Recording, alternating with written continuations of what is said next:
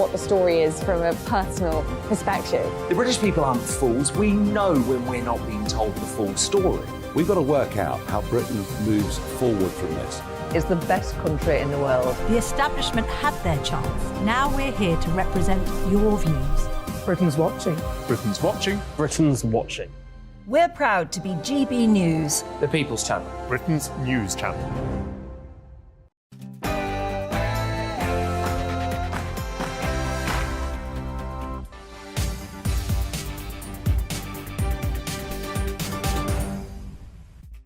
Very good afternoon. It's 12 noon and you're with GB News Live. I'm Mark Longhurst, and coming up for you this Monday lunchtime, Scotland decides, or at least some of it does. The SNP revealing who will lead the party in a few hours' time after the leadership vote closed a few minutes ago. And tomorrow, that means either Humza Yousaf, Kate Forbes or Ash Regan will be voted in as the new First Minister at Holyrood, but with a huge task ahead of them. The party's interim chief executive acknowledging it was all in a tremendous mess.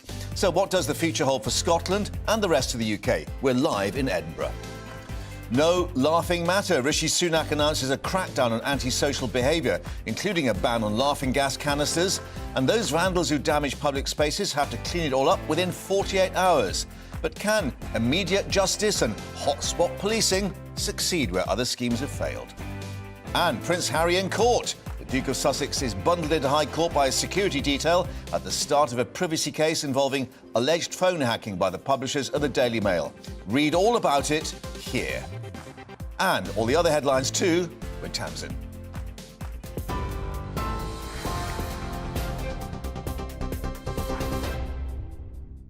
Mark, thanks very much. Good afternoon from the GB newsroom. It's 1 minute past 12.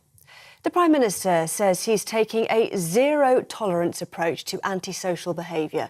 During a visit to the home counties, Rishi Sunak unveiled a £160 million scheme that'll tackle what he described as scourge of drugs as well as nuisance beggars. Nitrous oxide, commonly known as laughing gas, will also be banned, whilst offenders who graffiti or commit vandalism will be forced to clean up their communities. Speaking in Chelmsford this morning, the Prime Minister said that current bans on the substance aren't working and tougher restrictions on supplies will be made. What we're going to do over the course of the spring and the summer is consult on the best way to do this to make sure that it is effective. Tackling supply is important. That's why we've gone out after county line gangs and disrupted 3,500 of them. It's why we've toughened up sentencing for drug supply. It's why the police have got these things called Project Adder, for example, which is a national programme to target drug gangs in particular. So all of those things help deal with supply. We need to get the consultation right. However, Deputy Speaker of the House of Lords, Baroness Helen Newlove, thinks the crackdown should start in education. Lawyers for the publishers of the Daily Mail say privacy claims brought by high-profile individuals, including Prince Harry, are stale and should be dismissed without a trial. The Duke of Sussex, who's at the High Court in London, is among a group, including Sir Elton John and Elizabeth Hurley, who are launching legal action against associated newspapers for unlawful information gathering. They deny the allegations, which include hiring private investigators to place listening devices inside cars and homes and recording phone calls. The preliminary hearing will last for 4 days. The next leader of the SNP and Scotland's First Minister is set to be announced this afternoon after a 5-week contest. Health Secretary Humza Yousaf is competing against Finance Secretary Kate Forbes and former Community Safety Minister Ash Regan, all to replace Nicola Sturgeon. The successful candidate will be announced at about 2 o'clock today. New figures show police in England and Wales carried out strip searches on children as young as 8 over a 4-year period. Figures published by the Children's Commissioner for England show more than 2,800 strip searches were reported between 2018 and 2022. The report found black children were up to 6 times more likely to be searched. The data also showed more than half of the searches were carried out without an appropriate adult present. People are being urged to avoid swimming in and around Poole Harbour after an oil leak has led to a major incident there. About 200 barrels worth of fluid, including crude oil, leaked from a pipeline leading into the Witch Farm onshore processing facility. Poole Harbour commissioners say the pipeline operated by gas company Perenco has been shut down. Harbour Chief Executive Jim Stewart told us they're taking the incident very seriously. Perenco immediately boomed off that leak. They shut off the pipe in order to minimise any damage. We were initially advised that maybe some 200 barrels of liquid went into the harbour. Approximately 20% of that would be crude, 80% would be saline solution. We're getting reports from all around the harbour to try and understand the scale of this particular event. Israel's government has been plunged into chaos overnight over Prime Minister Benjamin Netanyahu's plan to overhaul the judiciary. The sacking of his defence minister has piled pressure on his party to suspend the judicial reform plans. Tens of thousands of protesters have taken to the streets, whilst the coalition government has survived a no-confidence motion in protest at the reforms. Netanyahu, who is on trial for corruption charges he denies, has vowed to continue with the bill that would tighten political control over judicial appointments. It's due to be voted on in Parliament this week. Ukrainian soldiers have completed Challenger tank training in Britain and will now return to fight against Russia. Kyiv's forces travelled here after the government announced it would send 14 of the tanks. It comes as Ukraine's government requested an emergency UN Security Council meeting to counter what it describes as the Kremlin's nuclear blackmail. This is GB News. More from me shortly. Now, though, it's back to Mark.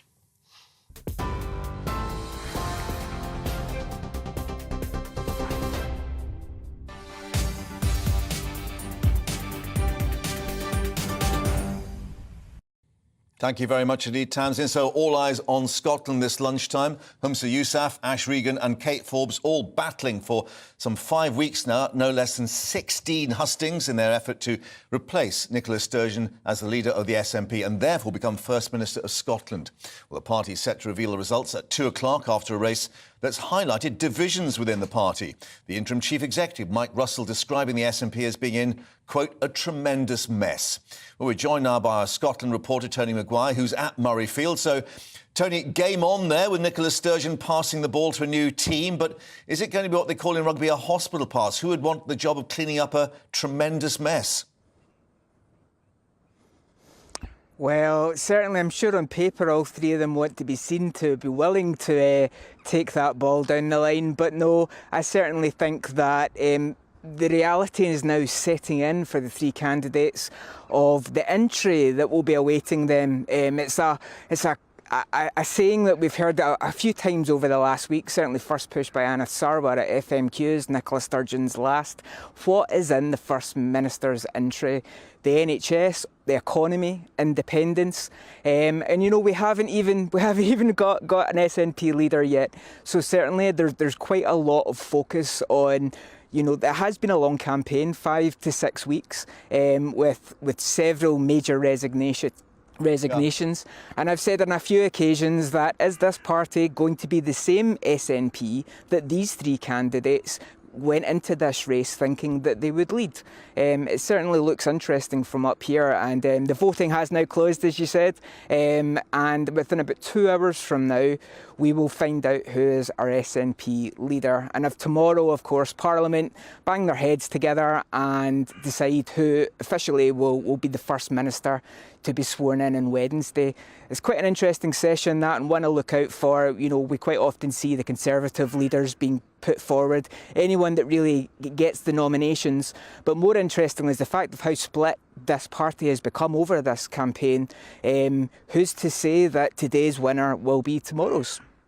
Yeah, as you say, they won't effectively be First Minister today until obviously that process goes ahead later in the week. And one wonders with all these policy divisions, and of course they've attacked each other over the issues of the NHS and financing and so on, where does independence now lie within the party and for Scotland? Yeah, well, we've certainly seen very different attitudes to independence come out in this pen. Ash Regan, she is keen to basically make every election from here on out some form of Nicola Sturgeon's de facto referendum. Meanwhile, Humza Yousaf and Kate Forbes, they're wanting to take a more gradualist approach to basically build that momentum, build support for independence, but not have it on the front burners. But they're going to have sold that to the membership, who are obviously hungry for independence, and one of the main reasons why I'm guessing a lot of them have their membership to the SNP. So certainly it's going to have to feature more than perhaps Kate Forbes or Humza Yousaf have decided throughout the campaign. But I guess we'll just need to wait and see, really. And in terms of what happens now in these coming hours, I mean, we have had a poll, I think Ipsos Scotland, indicating this is actually within the SNP membership. Humza Yousaf at 11%, Kate Forbes at 6%. But then a very different aspect when they've asked the general public. Humza Yousaf -20, Kate Forbes at -8. So very different assessment by the general public as opposed to the SNP membership. Yeah, I believe that poll was by for What Scotland Thinks last week, and the 11 and 6% seem to be like the favourables, the net favourables for Humza Yousaf and Kate Forbes, so not really much in it. But certainly the wider public, I think all through this, from way back at the STV debate, and I believe the second week, that debate alone, it showed that Kate Forbes was very much more popular, despite, if you remember, she almost tanked her campaign on the first day. She didn't have the good grace to wait a full day before she almost set the cat among the pigeons. But, you know, she's recovered, and Humza Yousaf, it seems to be that his campaign is now scrambling a bit, because the really important question here is, what are if Ash Regan, who has been in third the whole way, but it's only fair to say she stands as much of a good a chance as any, but if whoever is third, their second preferential votes from their voters go towards the other two candidates. Now, if the two frontrunners are Humza Yousaf and Kate Forbes, then it stands to reason that those second preference votes will actually be what decides the new leader of the party. Yeah, so it might be quite a complex process in the coming hours, not sort of quite as simple or straightforward maybe as some think. So we'll be back to you later. Tony, thank you for the moment there at Murrayfield. Game on, as they say, but we're now joined by former SNP member, Lieutenant Colonel Stuart Crawford, who's actually backing Kate Forbes to win. Stuart, thank you for your time. As I was saying this, Ipsos Scotland has her at 6%, Humza Yousaf at 11%, and this term continuity candidate has been used in regards to Humza Yousaf. So is she actually trailing him, do you think? Let me start off by saying that a first-class summary of the current situation from Tony up at Murrayfield, and I think he's hit all the buttons in the current contest. My prediction that Kate Forbes would win eventually was made 3 weeks ago, and I deliberately stuck my neck out because I thought that's the way it would go. And the reason I thought it would go that way is because of the proportional representation methodology being used in the election. And I think that she is much more likely to pick up second preference votes from Ash Regan, assuming that Ash Regan is the first candidate to drop out, mainly because she is a woman, and the women's votes are more likely to go to Kate Forbes.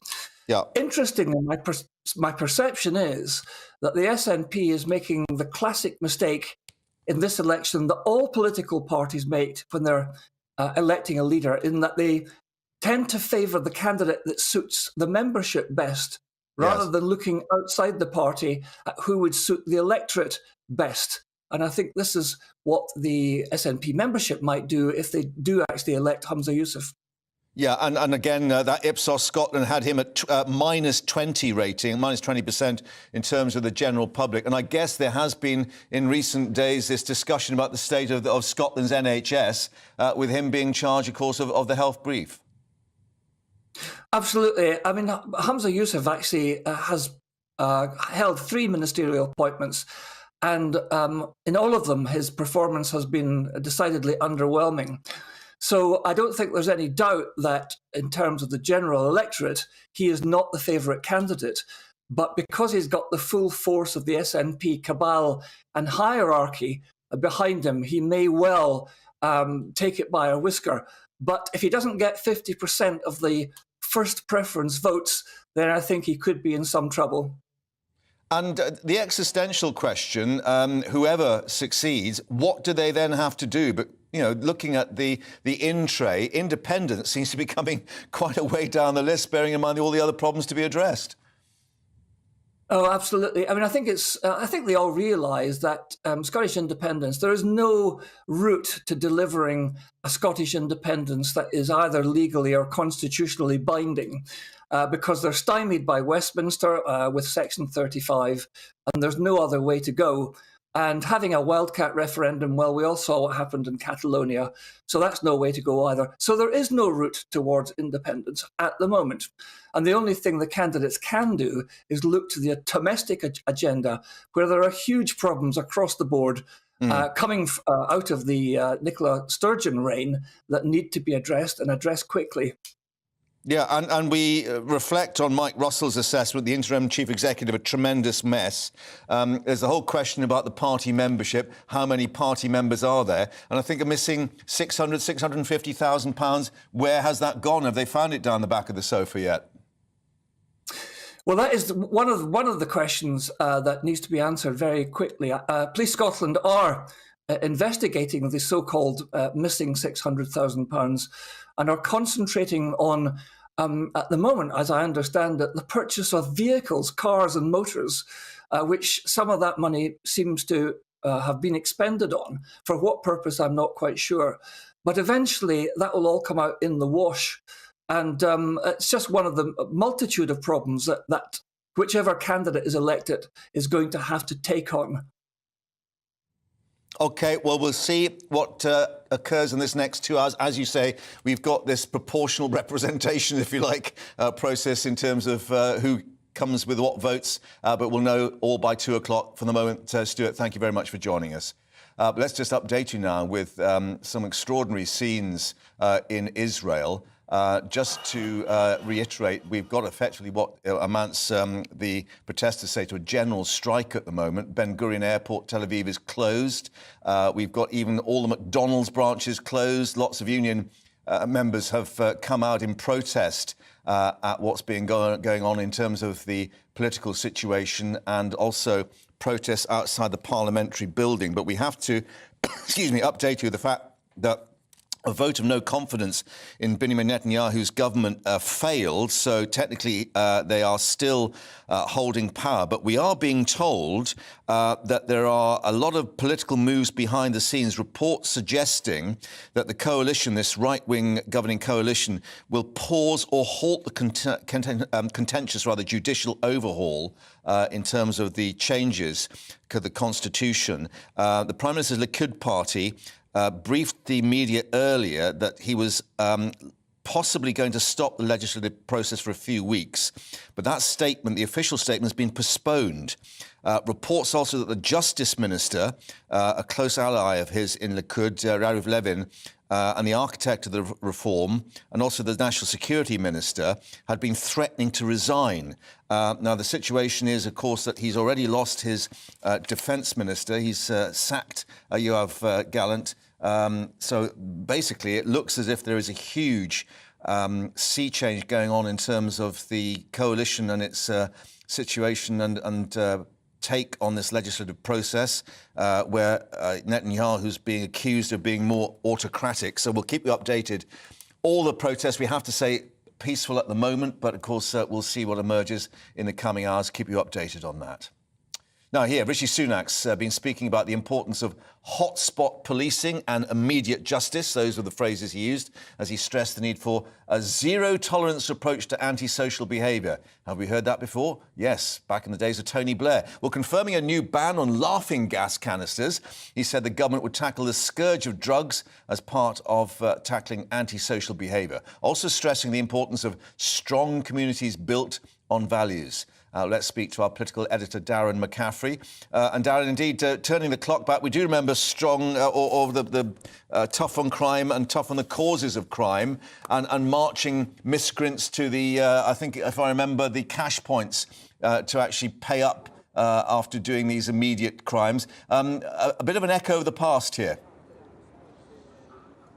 Yeah, indeed. In fact, actually, one reporter put it to the Prime Minister that we'd heard an initiative to tackle antisocial behaviour pretty much from every Prime Minister since Tony Blair, maybe to no effect. Rishi Sunak's answer on that, well, he's only a couple of months into the job, was his response. But as you say, the government heavily trailed this over the weekend, didn't they, that they are going to ban nitrous oxide, or laughing gas as it is called. Now, it has already banned actually the sale of it to people for recreational use. This is going to criminalise people effectively for using it. Now, we heard from Rishi Sunak time and time again that people know the communities up and down the country are using laughing gas, because you see those silver canisters in parks and indeed in public areas.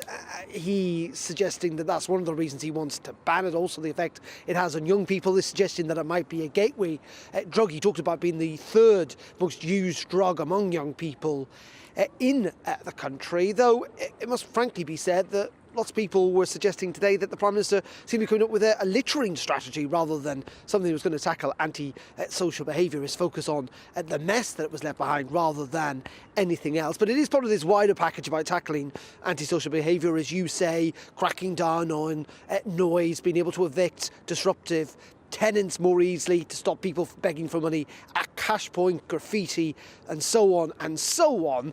Though it must be said, given the fact that the conviction rate for crimes in this country is at an all-time low, I think only around 6 or 7% of crimes reported to police end up in a conviction, many might suggest, Mark, that the government and indeed the police might be better focused on real serious crimes rather than these low-level crimes. But maybe this is part of the broken glass strategy. You may remember that it's about trying to tackle low-level crime to a large degree in the hope that that leads to a situation in which you're less likely to see more serious crime. Yeah, and of course it's perhaps not helpful that at the same time we've got this revelation by the Children's Commissioner on the strip search of youngsters, in particular black children, up to 6 times more likely to be strip searched. So it calls into question exactly how the mechanics then are put into place about whether it's stop or search or immediate justice, as it's being called. How does it work in practice?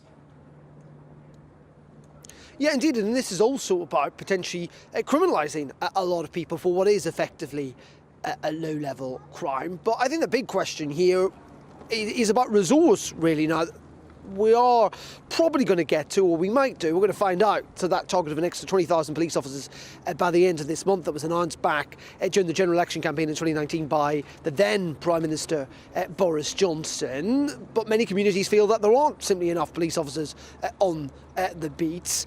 And in the end also, it's about, as I say, trying to get those crimes that have been committed to lead to charges, to lead to convictions. You talk to anyone, I'm sure, many people listening may well report a crime. That's very, very different from the police, even investigating it, let alone it leading to an actual conviction. So there will be question marks over this policy. There'll be question marks about whether it's the right priority for the police.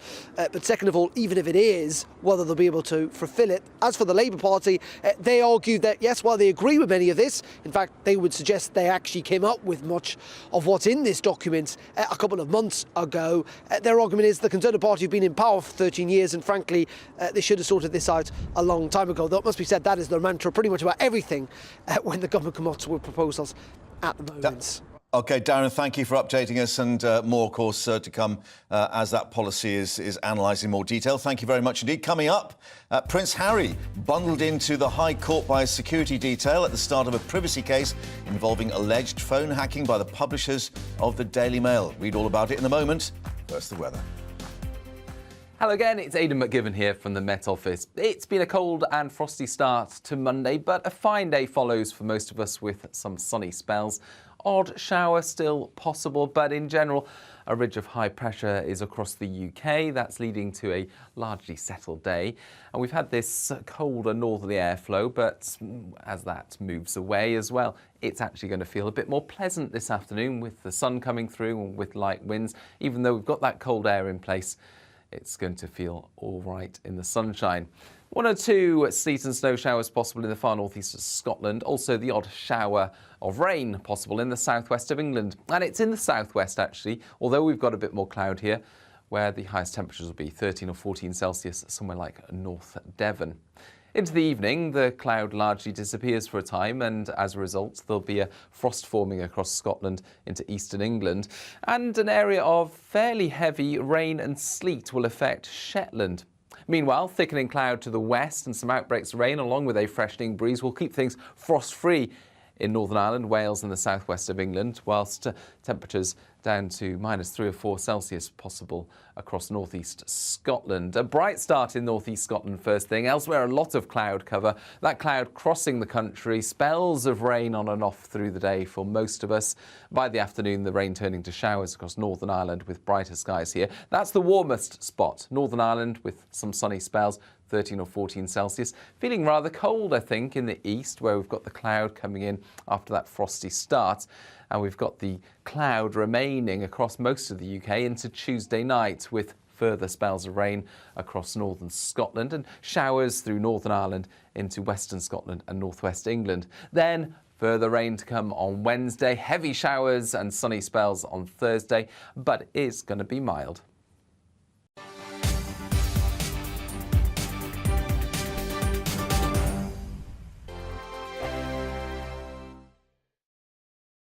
It's all about family, being in people's living rooms, all the interaction and getting to know who our viewers and listeners are. When I was young, my dad used to say, "Nana, stop arguing." I wanted an outlet that would enable me to give my opinion.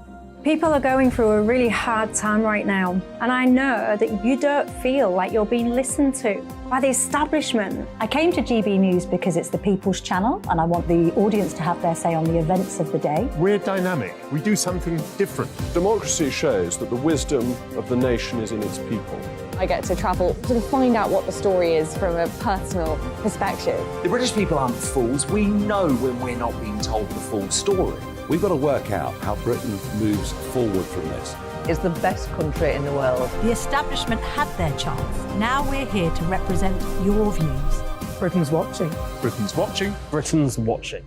We're proud to be GB News. The People's Channel. Britain's news channel. Hello, I'm Michelle Dewberry, and you can join me every weekday 6 till 7 on Dubes and Kerr. You're an inspiration to us all. Clip that bit off. Well, you are. That's my ringtone. My political ambitions those days are gone, I can tell you. She's only teasing. Go on. He's probably going to want to lay down now. I'll give him 2 minutes to have one. Let's respectfully disagree. That's what we like on Dubes and Kerr. Come and join us. GB News, the People's Channel. Michelle Dewberry, weekday evenings at 6 o'clock. Start the day with GB News. We catch up on all the big stories you didn't hear the night before. And take a look at what the world's talking about this morning. That's right, Monday to Thursdays from 6 o'clock. It's Breakfast with Eamon and Isabel. Straight after breakfast, join us, Bev Turner and Andrew Pearce. We're going to take you through till noon. We'll be tackling the big topics of the day, including the things that the other channels just won't talk about. If it's happening here. Wake up to mornings on GB News. The People's Channel. Britain's news channel. I'm Simon Evans. Join me on GB News for Headliners at 11 p.m. What's the scoop? I'll be joined by 2 of the country's top comedians. That's right. As we take a look at tomorrow's newspapers tonight. We're going to get into trouble. If it's a big story, we'll be covering it. Spill some tea on him. There we go. But we'll also have some fun. I wouldn't stick up a bank. My father didn't love me. So anyway, Headliners every night from 11 on GB News, the People's Channel, Britain's news channel. We've got a brand new lineup every Saturday night on GB News. From 6 p.m, I'll give you my unique take on the world today. Then at 7, it's me, Calvin Robinson, with my Common Sense Crusade. New to GB News is the Saturday 5. 5 times the opinion. Join us every Saturday from 8 p.m. as we debate the week's stories. With us 4, plus a special guest. And at 9, of course, it's Mark Dolan Tonight. Brand new Saturday nights on GB News, Britain's news channel.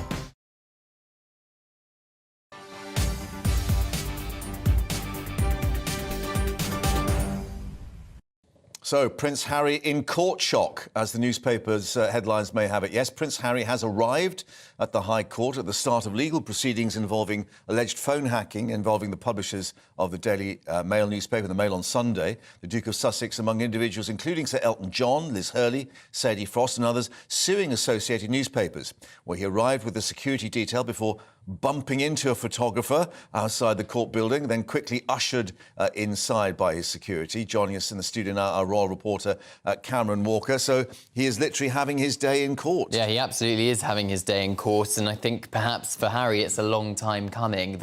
It's only a preliminary hearing we've got today, which is basically a judge deciding whether or not to see if there's enough evidence to go to a full-blown trial. Which is why we weren't expecting him to turn up. Exactly, yeah. Bearing in mind he lives in California now, but I think this shows just how determined and committed Prince Harry is to holding what he sees as powerful people to account for alleged wrongdoing. I mean, some of the accusations here, hiring private investigators to secretly place listening devices inside people's cars, listening to private telephone calls, payment of police with corrupt links to private investigators for information, impersonation to obtain medical information from private hospitals. The list goes on.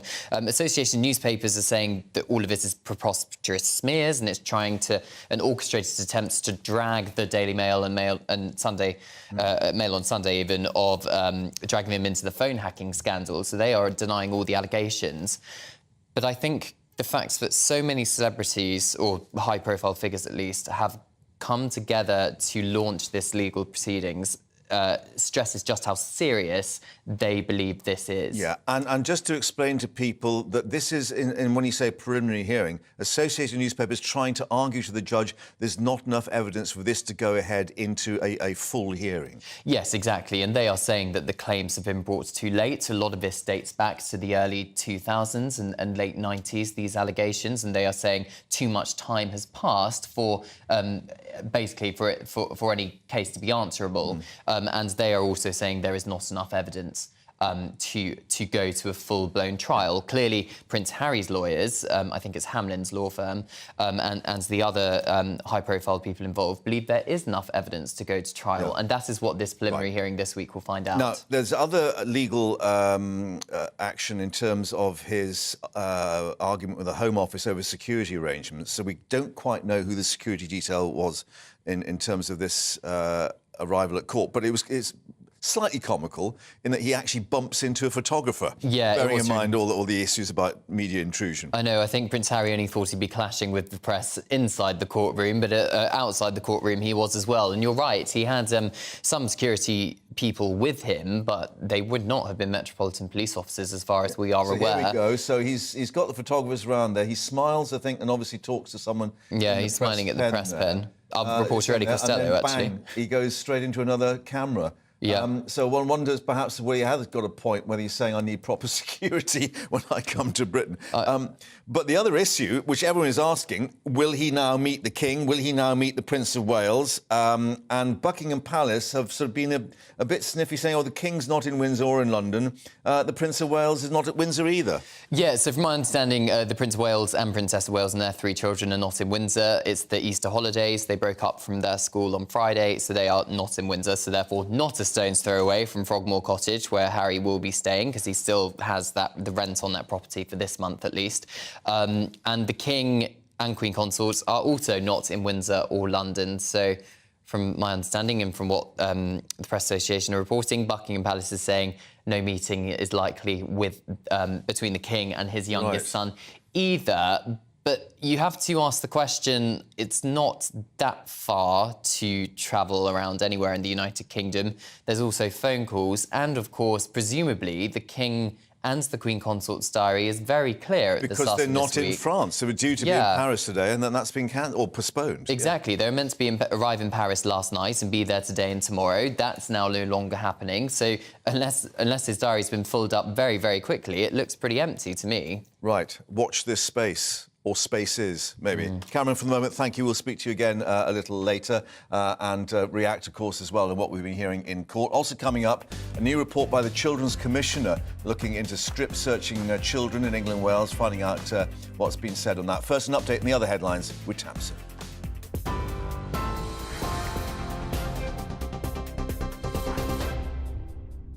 Mark, thank you. Here are the headlines at 12:33. The Prime Minister says he's taking a zero-tolerance approach to antisocial behaviour.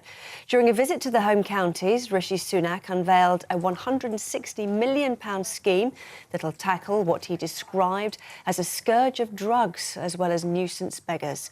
Nitrous oxide, commonly known as laughing gas, will also be banned, whilst offenders who commit graffiti or other vandalism will be forced to clean up their communities. Speaking in Chelmsford this morning, the Prime Minister said current bans on the substance aren't working and tougher restrictions on supplies will be made. What we're going to do over the course of the spring and the summer is consult on the best way to do this to make sure that it is effective. Tackling supply is important. That's why we've gone out after county line gangs and disrupted 3,500 of them. It's why we've toughened up sentencing for drug supply. It's why the police have got this things called Project Adder, for example, which is a national programme to target drug gangs in particular. So all of those things help deal with supply. We need to get the consultation right. Lawyers for the publishers of the Daily Mail say privacy claims brought by high-profile individuals, including Prince Harry, are stale and should be dismissed without a trial. The Duke of Sussex, who's at the High Court in London, is among a group, including Sir Elton John and Elizabeth Hurley, who are launching legal action against associated newspapers for unlawful information gathering. The newspaper group denies the allegations, which include hiring private investigators to place listening devices inside cars and homes, as well as recording phone calls. The next leader of the SNP is set to be announced today after a 5-week heated contest. Health Secretary Humza Yousaf, Finance Secretary Kate Forbes and former Community Safety Minister Ash Regan are all competing to replace Nicola Sturgeon. The successful candidate will be announced at about 2 o'clock today. New figures show police in England and Wales carried out strip searches on children as young as 8 over a 4-year period. Figures published by the Children's Commissioner for England show more than 2,800 strip searches were reported between 2018 and 2022. The report found black children were up to 6 times more likely to be searched. It also revealed more than half the searches were carried out without an appropriate adult present. TV, online radio and on TuneIn, this is GB News.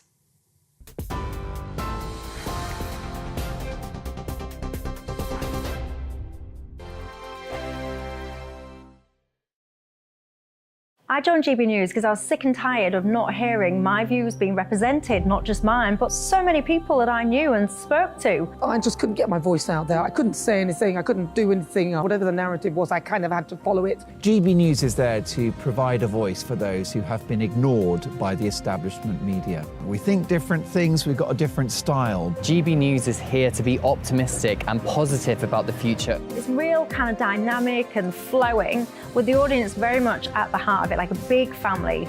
Here at GB News, we talk about the things that matter to you. Hearing the voices from right across our towns and cities, especially our towns. All sides of the argument represented with a heavy dose of opinion. We're on a mission here to make a difference. And the GB News family really is here for you, and whatever time of day you can watch or listen. Britain's watching. Britain's watching. We're proud to be GB News. The People's Channel. Britain's news channel. Westminster is going around in ever-decreasing circles, followed by the media. Britain is broken. How on earth did we get into this mess? But more importantly, how do we get out of it? Join me at 7 p.m, Mondays to Thursdays on Farage, here on GB News. We will have open, rational debate. We've got to work out how Britain moves forward from this. Join us here on GB News, the People's Channel. Britain is watching. You've probably seen politicians interviewed 1,000 times, but we do it differently. We find out who they really are, we don't shout, we chat, and hopefully we bring a bit of light, not just heat. Did you know Kate Moss? Apparently. Do you have a pair of jeans or a pair of jeans? No, of course I don't. What would I do with them? My friends are like, oh my God, what's she doing now? Join me every Sunday at 6 for Gloria Meets, only on GB News, the People's Channel, Britain's news channel. I'm Jacob Rees-Mogg, the Member of Parliament for North East Somerset and a former government minister. For years, I have walked the corridors of power in both Westminster and the City of London. I campaigned in the largest democratic vote in our island story. I know this country has so much to be proud of. We need to have the arguments, the discussions on how we make it better. The wisdom of the nation is in its people. Vox Populi, Vox Dei. That's why I'm joining the People's Channel. Join me Monday to Thursday at 8 p.m. on GB News, Britain's news channel. I'm Mark White. As GB News Home and Security Editor, I cover those key issues that are so important to you. Our authorities, our communities doing all they can to combat violent crime. With the public services under unbearable strain, why are we still failing to control our borders? Defence, the first priority of any government, has been continually hollowed out. Can we trust our politicians to protect the armed forces? Join me, Mark White, on GB News.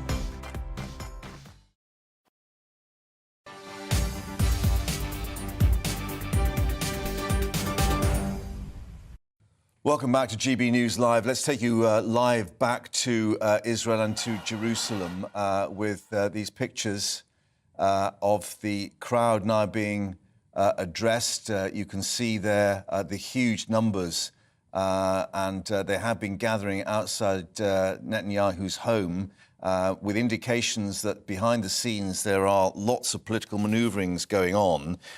Elsewhere in Israel, it's effectively a general strike has apparently been put in place, with the airport, Ben Gurion Airport, Tel Aviv, at a standstill.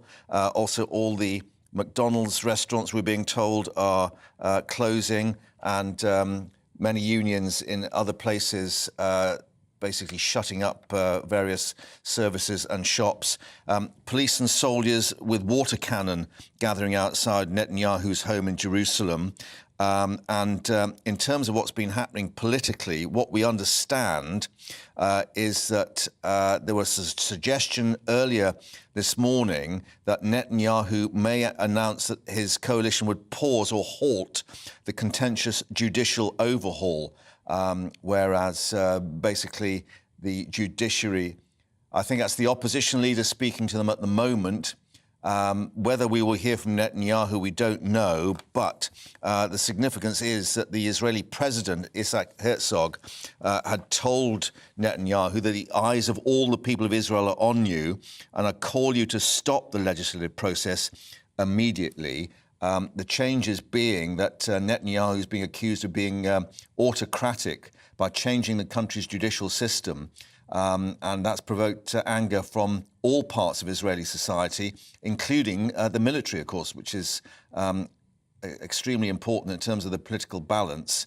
The Israeli government, this right-wing coalition, wanting to take full control over the committee appointing judges. Netanyahu saying those changes would stop the courts to overreach powers, but critics saying basically it's to help him as he faces an ongoing trial for corruption. Well, Catherine's in the studio with us because, Catherine, you were in number 10 or outside number 10 last week when Netanyahu made this visit to London, and Rishi Sunak was saying, observe the democratic process. Yes, just last Friday, Benjamin Netanyahu came to London. He'd previously been to Berlin. There were huge, considerable, very noisy protests at the end of Downing Street about what he's been trying to push through. Massive security. He's pretty much the top of the hit list, isn't he, in terms of potential assassination attempts. And normally you would expect pictures inside Downing Street, etc. That was all cancelled for security fears. He arrived.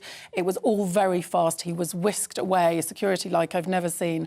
But certainly it seems to be escalating now, doesn't it? Those were Israeli flags, not Palestinian flags, up and down Whitehall, with protests in Hebrew, basically across the Israeli political spectrum, saying that this is wrong. Because many people in Israel feel fundamentally that democracy is under threat. They feel that these moves to sort of take control, if you like, of the judicial system is on a slippery slope towards an autocratic regime. So huge concern. Now, it does sound today like he's rowing back on that, but will it be enough? Because all these all this discontent has been unleashed and shows no sign of dimming. And, of course, if he does row back, what happens to the coalition that have sort of got him in power as such? Will they actually then decide to abandon him and that collapses?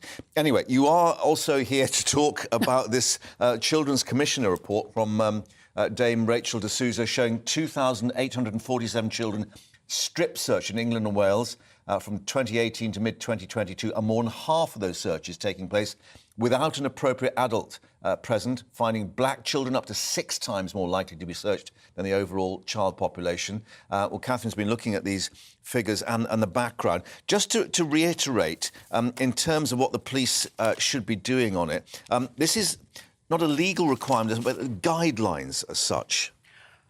Yes, one of the most shocking things, and again, here we go again with more terrible headlines for the police. One of the most shocking things is that over half of the children between 8 and 17 who were strip searched over the last 4 years did not have an adult present. Now, there is a safeguarding requirement. By law, there should be a parent, a social worker, a volunteer or appropriate adult with them to make sure that they are kept safe. But at the moment, they can get around that if it's considered urgent, if it's an urgency. Right. So, you know, if they think there's drugs involved or whatever, there's weapons, for instance. A bit of a get round. Now, Dame Rachel de Souza, who has commissioned this report that's out today, is basically saying she's losing sleep. She's saying that children are being failed by those whose job it is to protect them. She's put forward 17 recommendations, including that basically there should be no strip searching of a minor without an adult present unless there is the most extreme situation where it's a serious risk to a child's life or welfare. She wants this urgency get out, if you like, taken out. She also wants searches to be only done at police stations or medical centres or at home. Yeah, because, I mean, some of these reports suggesting that they're happening at takeaway restaurants, not playgrounds, but parks and so on, and even in the back of a police car. Amusement parks, police cars, exactly.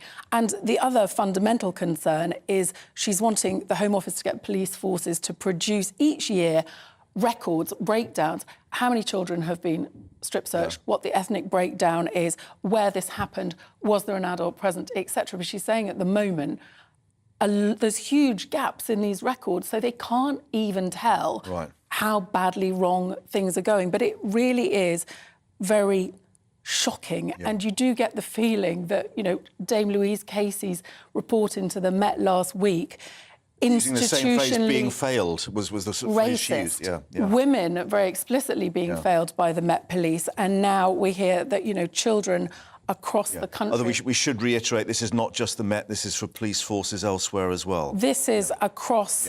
This is across England and Wales, I believe. But of the just under 3,000, 891 were by the Metropolitan Police, because, of course, a huge centre of population. Yeah, indeed. Catherine, thank you for that. Let's get more reaction now. Joining us, Donna Jones, Conservative Police and Crime Commissioner for Hampshire, actually in Parliament at the moment there. Donna, thank you for your time. Chris Philp, the Policing Minister, saying this is deeply concerning, particularly that these forces not always following the code of practice. What do you believe has been happening in your patch in Hampshire? Well, in Hampshire and the Isle of Wight, we've had reason to strip search very few young people under the age of 18 over the last couple of years. But certainly when that has been done, it has been done with an appropriate adult present, and I'm happy that my force is abiding by the guidelines. And actually, I would say that they should go from being guidelines to becoming mandatory, actually, for the reasons that you've just laid out with your guests that you've got there in the studio with you. You know, this is the deprivation of a young person's liberty. This really is the sort of thing that will stay with them and could haunt them for the rest of their lives. And also, you know, we have to understand that if young people as young as 8, 9, 10 are carrying drugs concealed within their private and intimate parts of their body, it's almost always because they are being exploited by criminal gangs. And as the National Lead for Victims, as well as being a Police and Crime Commissioner in Hampshire and the Isle of Wight, I do have concerns with the report that's been published today, with the information that Baroness de Souza has come up with, the information that she has shared, But I would caveat that where young people are carrying drugs, the police should be able to strip search them, but just do it in a safe way. Yeah, because obviously we have these reports, the so-called county lines gangs who use these children as couriers and drugs mules, and clearly the police have to intervene. But one wonders, what is the basis, therefore, of them not even recording these things when there does seem to be the requirement, even though it's not in law as such, to observe the code of practice? Yeah, well, I think, as you've just alluded to, things that are happening in the Metropolitan Police Service are vastly different to things that are happening elsewhere in the country. This is a very, very unusual thing for a police force to do, to strip and search a minor. These are not common occurrences outside of London. And so when they are done, you have superintendent and above who will be involved and be signing this off. In the Metropolitan Police area in London, of course, things are vastly different. There are thousands and thousands of children who are being exploited by criminal gangs, and therefore they are carrying weapons and they're carrying drugs much more commonplace than happens in home counties and across the rest of the country. We must really, really bear this in mind. London is almost like a microcosm of what is going on here. So first of all, where the police are strip searching minors, I would like to really ensure that every chief constable and every police and crime commissioner in the country is assured that there was sound evidence and reason to do that. They were working on intelligence. They were working on intelligence that said a young person fitting X description in a certain part of, let's say, London or Hampshire or wherever that may be, that's the reason why they've strip searched them. Secondly, full and thorough auditing should be carried out. There should be paperwork documenting who signed it, who authorised it. And finally, we need to make sure that appropriate adult thing, I would like to see that become mandatory and not just where it's possible. OK, we got it. Thank you very much for updating us with your reaction and taking the time to speak to us at Parliament. I know it's a busy day for you, so thanks very much indeed, Donna. Donna Jones there, Hampshire Police Crime Commissioner, joining us from Parliament. Now, a major incident declared in Dorset after that oil leak from the Wytch Farm oil field, one of the largest onshore oil fields in Europe. The Health Security Agency warning the public not to swim in Poole Harbour or the surrounding area. Local council now saying the oil or the mix of water and oil escaping into the harbour, the largest natural harbour, of course, in Europe. Our reporter Jeff Moody is there for us. And Jeff, you were updating us earlier that there was this meeting at 11:30 to try and assess the situation. Good, bad? We don't know at the moment. We think they're still in the meeting. They're due to send a press release out as soon as the meeting's over. The meeting should take a couple of hours, so they're still in crisis talks at the moment. The Environment Agency is here, along with all sorts of other organisations that have come down to Poole overnight. What we do know is that 200 barrels leaked from Wytch Farm, which is just the other side of Brownsea Island. I'm here in the harbour. You've got Brownsea Island, and the Wytch Farm is just on the other side. So the oil came out into the harbour here. It's 85% saline solution, but crucially it's the 15% crude oil that's the problem. The Harbour Commissioner is saying, please do not go into the water for recreational purposes at the moment. If you have gone into the water, make sure that you wash yourself thoroughly for 10 minutes, particularly around the eyes. Well, I caught up with Jim Stewart just before he went into that meeting. Here's what he had to say to me earlier.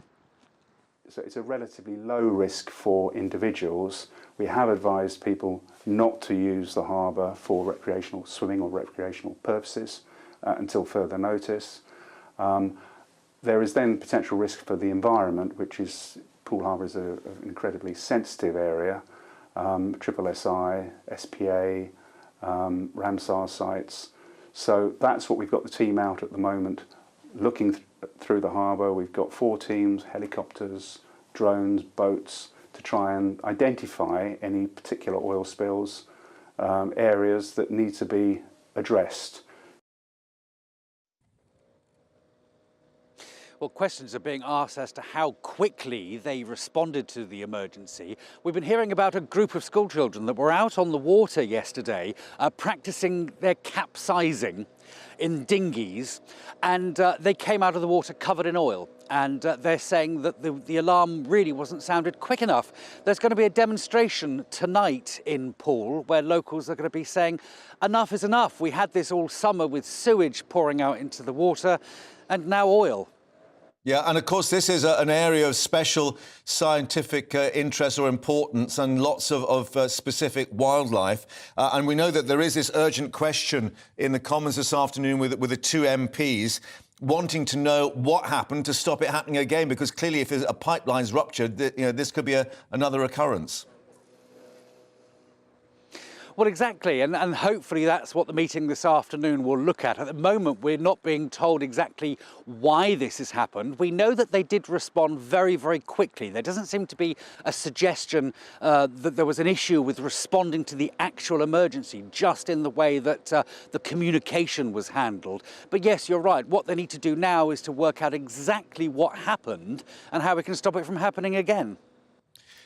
Jeff, for the moment, thank you for that. Back to you, of course, as we learn a little more about what that meeting was discussing. And as we said, we've got the urgent question in the Commons later this afternoon. Now, let's return to these developments in Israel. As we've been showing you, demonstrations, particularly in Jerusalem, outside the house of the Prime Minister Benjamin Netanyahu. He's fired his defence minister, who'd called for a pause on the controversial judicial reforms in the country. Departures now from Tel Aviv's Ben Gurion airport suspended. Workers going on strike. Widespread walkouts elsewhere.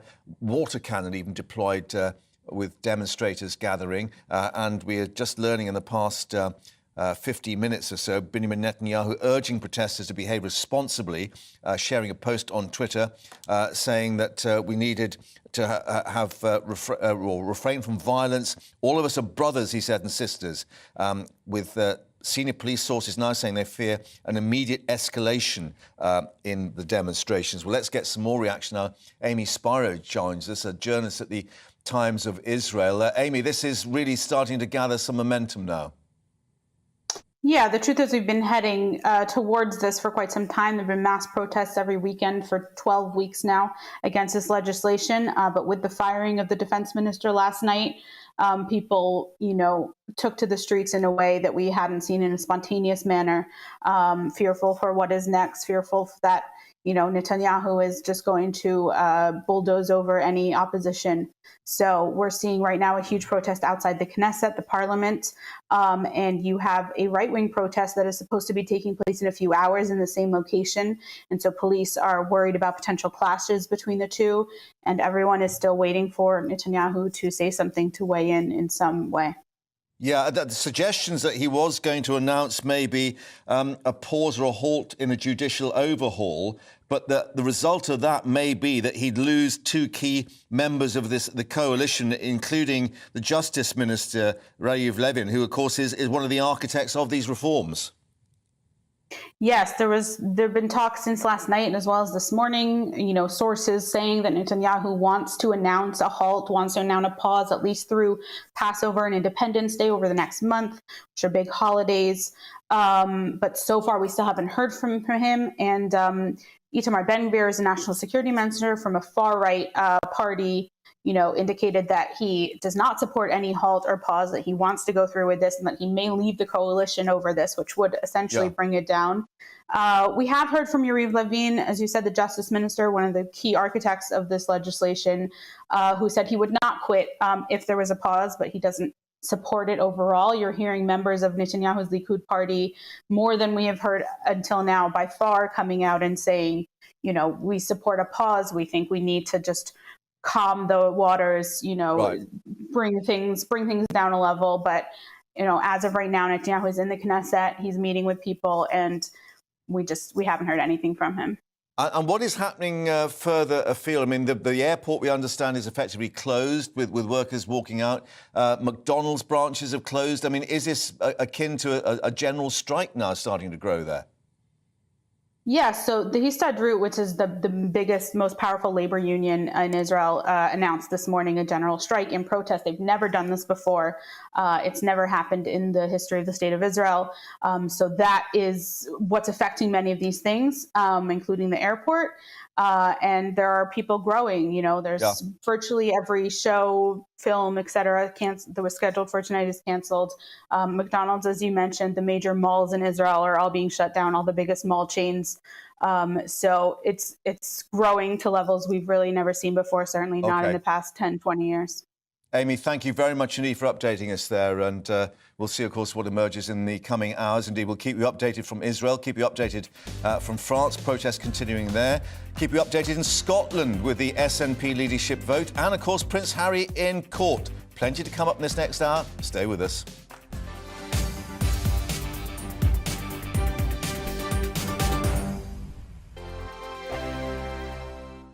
Monday to Thursday nights on GB News. At 6, it's Dubes & Co. 7 o'clock, Farage. At 8, join Jacob Rees-Mogg. And at 9, Dan Wootton Tonight, followed by Headliners. On TV, radio and online. This is GB News. First and foremost, I am a GB News fan, and I was before I was working here. Just love the fact that we're asking the questions that a lot of establishment media won't ask. With a bit of a twist, we not only want to inform you, but we want to keep you entertained. It's worth the drive because you get in and the team's all ready and waiting, they're itching to go, and it's a proper little family. GB News is the People's Channel. It's the audience that makes the programme sing. We're giving our viewers and our listeners a voice. I see the thousands of your letters, tweets, emails, you name it, coming in. Britain is broken. How on earth did we get into this mess? But more importantly, how do we get out of it? The establishment had their chance. Now we're here to represent you. It's time for something different. It's time for GB News. I'm very patriotic. I believe in Britain. Our best days lie ahead. Britain's watching. Britain's watching. Join us here on GB News. The People's Channel. Britain's news channel. Join me, Patrick Christie's, Monday to Friday, 3 till 6. We tackle the day's news agenda like you've never seen before. It's high tempo, high octane, the most controversial topics, and the best guests. You will not be able to take your eyes and ears off it. I'm not afraid to ask the questions that you really want answered. 3 till 6 p.m, Monday to Friday on GB News, the People's Channel, Britain's news channel. GB News has its own late-night paper preview show, Headliners, where comedians take you through the next day's top news stories. You don't have to bother reading the newspaper, we've got it covered for you. Headliners, every night at 11 p.m, and repeated every morning at 5 a.m. We won't send you to sleep like some of the other paper review shows out there. GB News, the People's Channel, Britain's news channel. Join me, Camilla Tominey, on Sunday mornings from 9:30, taking the politicians to task and breaking out of SW1 to see how their decisions are affecting you across the UK. Bursting the Westminster bubble every Sunday morning, only on GB News, the People's Channel. Britain's watching. I'm Michael Portillo. Join me on GB News on a Sunday morning for topical discussion, debate, arts and culture, and sometimes even ethical dilemmas. I don't always agree with you, Michael. Michael Portillo, Sundays on GB News, the People's Channel, Britain's news channel. I'm Andrew Doyle. Join me at 7 o'clock every Sunday night for Free Speech Nation, the show where I tackle the week's biggest stories in politics and current affairs with the help of my 2 comedian panellists and a variety of special guests. Free Speech Nation, Sunday nights from 7 on GB News, the People's Channel, Britain's news channel.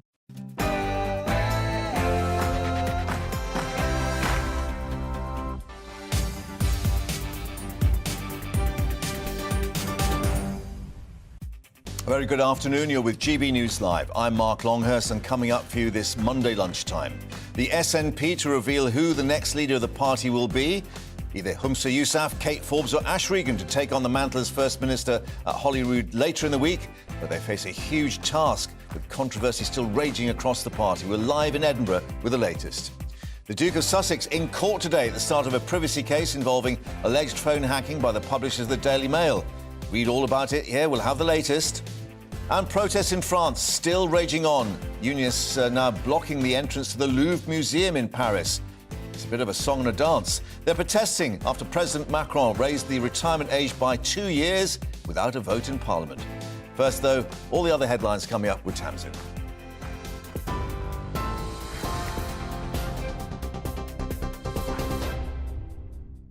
Mark, thanks very much. Good afternoon from the GB newsroom. It's 2 minutes past 1. The Prime Minister says he's taking a zero-tolerance approach to antisocial behaviour. During a visit to the home counties, Rishi Sunak unveiled a £160 million scheme that'll tackle what he's described as a scourge of drugs as well as nuisance beggars. Nitrous oxide, commonly known as laughing gas, will also be banned, whilst offenders who graffiti or commit vandalism will be forced to clean up their communities.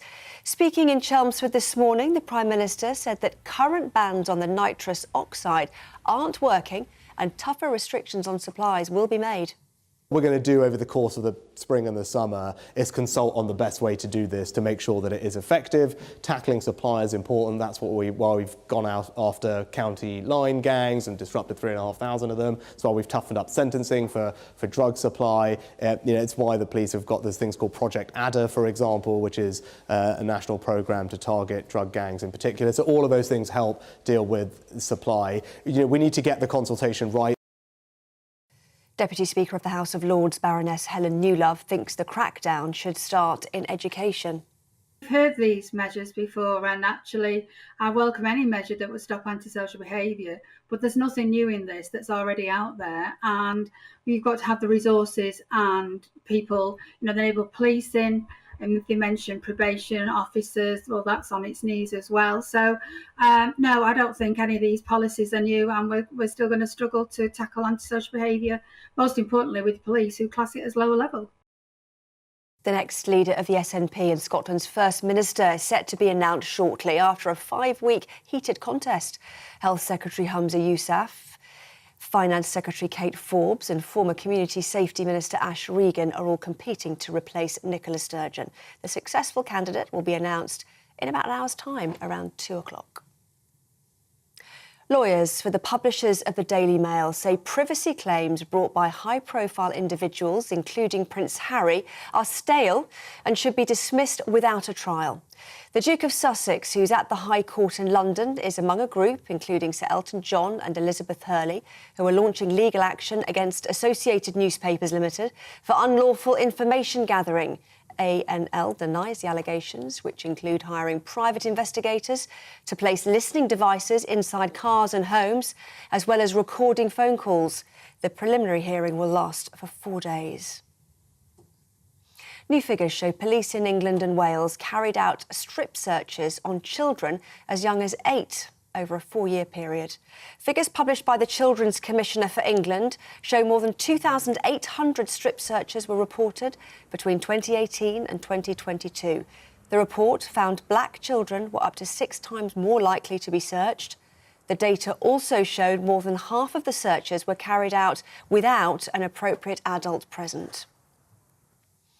People are being urged to avoid swimming in and around Poole Harbour after an oil leak led to a major incident. Around 200 barrels of fluid, including crude oil, leaked from a pipeline leading into the Witch Farm onshore processing facility. Poole Harbour commissioners say the pipeline, operated by gas company Perenco, has been shut down. Harbour Chief Executive Jim Stewart told us they're taking the incident very seriously. Perenco immediately boomed off that leak. They shut off the pipe in order to minimise any damage. We were initially advised that maybe some 200 barrels of liquid went into the harbour. Approximately 20% of that would be crude, 80% would be saline solution. We're getting reports from all around the harbour to try and understand the scale of this particular event.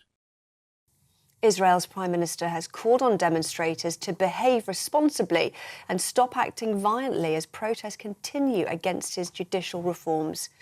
Benjamin Netanyahu's coalition government has survived a no-confidence motion despite tens of thousands of protesters taking to the streets against his plans to overhaul the judiciary. Netanyahu, who's on trial for corruption charges he denies, has vowed to continue with a bill that would tighten political control over judicial appointments. It's due to be voted on in Parliament this week. Ukrainian soldiers have completed Challenger tank training in Britain and will now return to fight against Russia.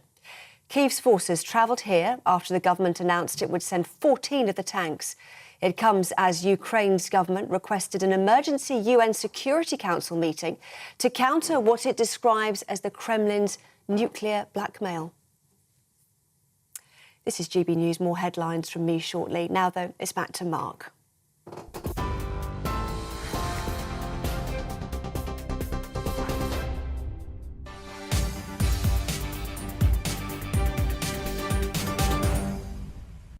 And welcome back to GB News Live. Thank you, Tamsin, for all the headlines. So, Scotland decides, or at least bits of it, in terms of the SNP decide.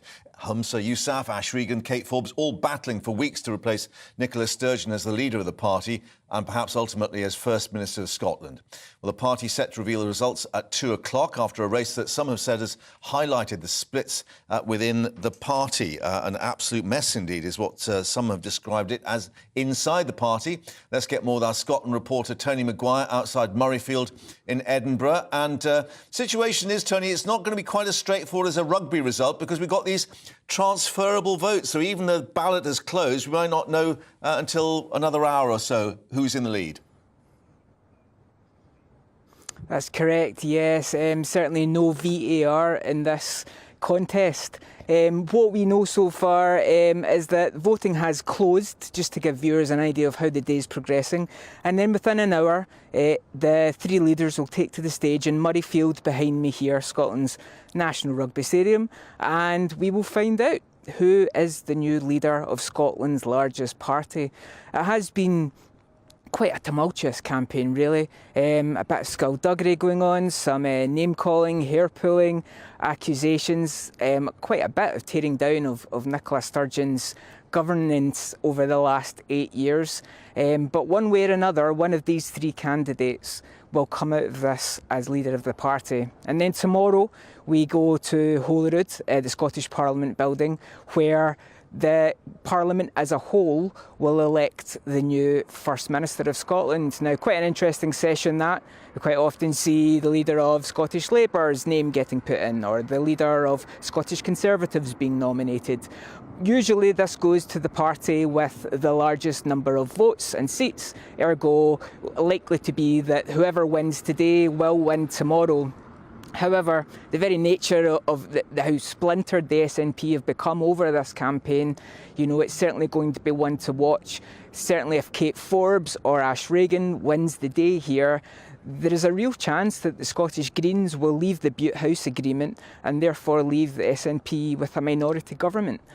And obviously with being so close between the two front-runners, the third-place candidate, their votes, their second preferential votes, will go towards whoever they lined up with the other two. So we'll find out a winner within about the hour, but certainly it's a lot of peaks and troughs to get there, unfortunately. Yeah, and as you pointed out, obviously what happens today doesn't actually decide who is First Minister, and then they've got to go into government, and one wonders where independence is now in that in-tray, bearing in mind all the other problems, the health service particularly, and Mike Russell, the interim chief executive of the SNP, describing the party as being in a tremendous mess. I think the campaign strategy on independence from each of the three campaigns has actually made people think about things in more than one different way. Obviously, under Nicola Sturgeon, the party got in line behind her vision, her motion towards independence. But here we have Ash Regan, who wants to make every election from this point out into a kind of mini de facto referendum, whereas we have a more gradualist approach from Kate Forbes and Humza Yousaf, who want to build that support and momentum until finally they can go to Westminster and actually show the numbers, show the evidence of the increased popularity. Obviously, the support from independence in the polling in Scotland has been going up and down for as long as I've been in journalism. So yeah. I don't remember a time where we've had a sustained majority in favour of independence. But I think now the MSPs, the government, and actually, hopefully, a lot of people across Scotland are now looking and thinking maybe independence isn't the most pressing issue when our healthcare service needs so much TLC, when our economy and our cost of living is so high, when our energy bills are, making some of our nurses choose between eating and heating the house. So Scotland has a lot of problems, and I think certainly among Humza Yousaf and Kate Forbes, that message seems to have got through to them. Tony, thank you for that match report at Murrayfield. Back to you for the full match result at 2 o'clock, of course. Thanks very much indeed. And, of course, we'll keep you updated as those figures come through. Now, Rishi Sunak's been speaking about the importance of hotspot policing and immediate justice, stressing the need for a zero-tolerance approach to antisocial behaviour. He's also confirmed that a ban on laughing gas is being put in place, saying the government would tackle the scourge of drugs as part of this crackdown on antisocial behaviour. Also stressing the importance of strong communities built on values. Let's get more from Essex and our political editor, Darren McCaffrey, who's there with the unveiling of this new approach. Although, as we've just been discussing last time, Darren, echoes of the past. We remember Tony Blair wanting to march miscreants to the cash point machines, of course. Yeah, tough on crime, tough on the causes of crime. And there is an echo of that, you're right, in the suggestion that this is kind of an idea from the government by tackling those small, low-level crimes that they think bleed into a wider crime situation. So, for example, with this new initiative, for example, tackling people who put graffiti on walls, people who beg at ATM machines, people who cause disruption, tenants that are difficult to evict, noise pollution, in essence trying to clamp down hard on them, criminalising some aspects of it, in the hope that that will also, as I say, have a wider impact on the community. The most eye-catching initiative of this announcement today, much trailed over the weekend, is the banning of so-called laughing gas or nitrous oxides. It is effectively already criminalised in the sense that you're not allowed to sell it to anyone at the moment for recreational purposes. Clearly, the government have recognised that's not very effective, and that's why they're going to legalise the using of it for recreational purposes. Yeah. Prime Minister today and Michael Gove yesterday talking about the littering of parks with those silver canisters everywhere. I mean, when it comes to it, the government argue this is the third most used drug by young people.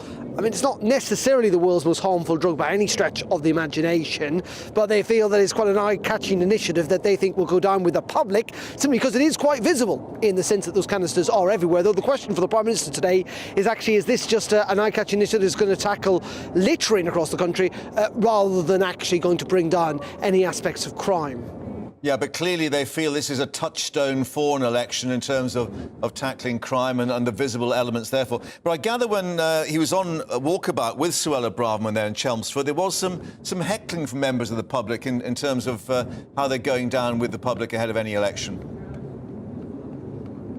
Yeah, and I think this is, a reminder, Mark, what a kind of pertinent issue crime is. We've heard from Labour, actually, in the last couple of months, talking about similar initiatives. They've actually welcomed the ban of nitrous oxide, saying that effectively they think it is a good idea, though arguing that the Conservatives have somewhat nicked the plan. It must be said, though, that not everyone does. There are many people, particularly who work in drugs charities, that think that criminalising people will just make things worse. They'll push them into criminality more, and it's criminals that will benefit from this. But you are right in saying that, yes, crime is the heart of this issue. We've got local elections, don't forget, in lots of parts of England and indeed elsewhere in the UK in May, in just a couple of weeks' time. In fact, we're going to hear the parties launching the local election campaigns in the next couple of days, and crime is going to be at the heart of that. There is a real sense, and the Prime Minister was taking questions from members of the general public today, as well as that walkabout in a youth centre where people are very concerned about the levels of crime. And in fact, actually, when you look at conviction rates, they're at an all-time low, certainly over the last couple of decades since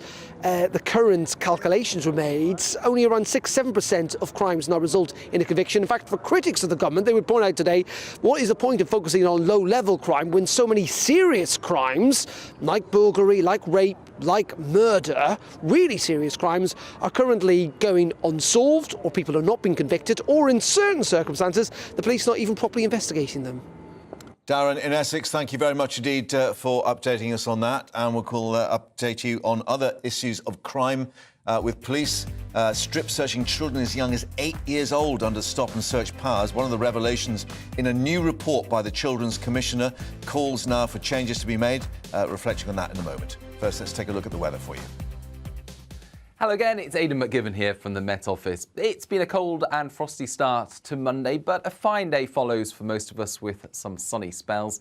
Odd shower still possible, but in general, a ridge of high pressure is across the UK. That's leading to a largely settled day. And we've had this colder northerly airflow, but as that moves away as well, it's actually going to feel a bit more pleasant this afternoon with the sun coming through and with light winds. Even though we've got that cold air in place, it's going to feel all right in the sunshine. 1 or 2 sleet and snow showers possible in the far northeast of Scotland. Also the odd shower of rain possible in the southwest of England. And it's in the southwest actually, although we've got a bit more cloud here, where the highest temperatures will be 13 or 14 Celsius, somewhere like North Devon. Into the evening, the cloud largely disappears for a time, and as a result, there'll be a frost forming across Scotland into eastern England, and an area of fairly heavy rain and sleet will affect Shetland. Meanwhile, thickening cloud to the west and some outbreaks of rain, along with a freshening breeze, will keep things frost-free in Northern Ireland, Wales and the southwest of England, whilst temperatures down to -3 or 4 Celsius possible across northeast Scotland. A bright start in northeast Scotland first thing. Elsewhere, a lot of cloud cover. That cloud crossing the country, spells of rain on and off through the day for most of us. By the afternoon, the rain turning to showers across Northern Ireland with brighter skies here. That's the warmest spot, Northern Ireland with some sunny spells. 13 or 14 Celsius. Feeling rather cold, I think, in the east, where we've got the cloud coming in after that frosty start. And we've got the cloud remaining across most of the UK into Tuesday night, with further spells of rain across northern Scotland and showers through Northern Ireland into western Scotland and northwest England. Then further rain to come on Wednesday, heavy showers and sunny spells on Thursday, but it's going to be mild. Start the day with GB News. We catch up on all the big stories you didn't hear the night before. And take a look at what the world's talking about this morning. That's right, Monday to Thursdays from 6 o'clock. It's Breakfast with Eamon and Isabel. Straight after breakfast, join us, Bev Turner and Andrew Pearce. We're going to take you through till noon. We'll be tackling the big topics of the day, including the things that the other channels just won't talk about. If it's happening here. Wake up to mornings on GB News, the People's Channel. Britain's news channel.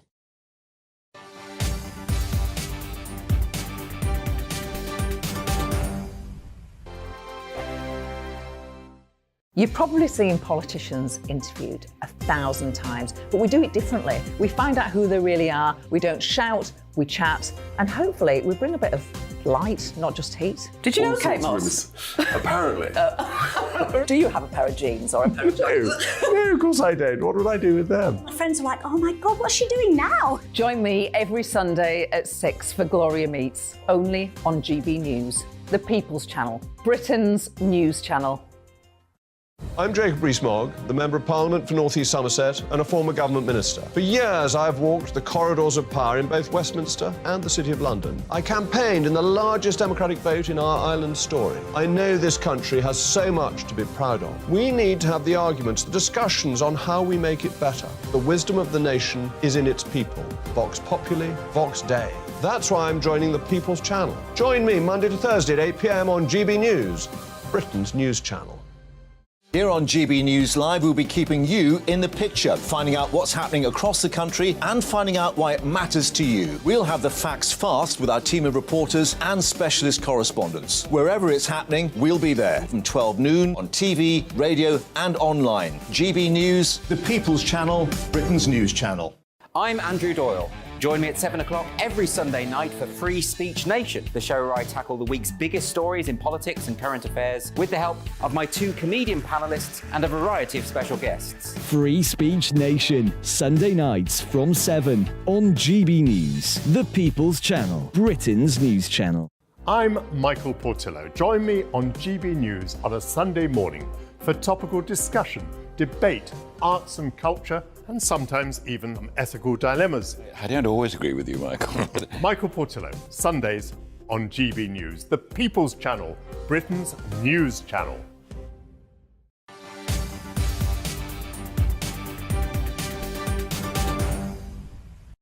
A shocking new report by the Children's Commissioner, Dame Rachel de Souza, has shown that 2,847 children were strip-searched in England and Wales from 2018 to mid-2022, and more than half took place without an appropriate adult confirmed to be present. Also finding that black children are up to 6 times more likely to be searched than the overall child population. We're joined in the studio now by our political reporter, Catherine Forster, who's been looking at the report. And you've touched on another interesting aspect, that the numbers do focus very much on the Met, not overall the other police authorities.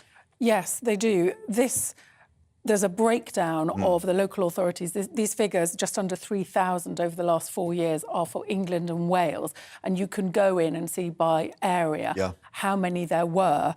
In the case of the Metropolitan Police, there were 891 searches. That's 31% of the total strip searches for minors over that period.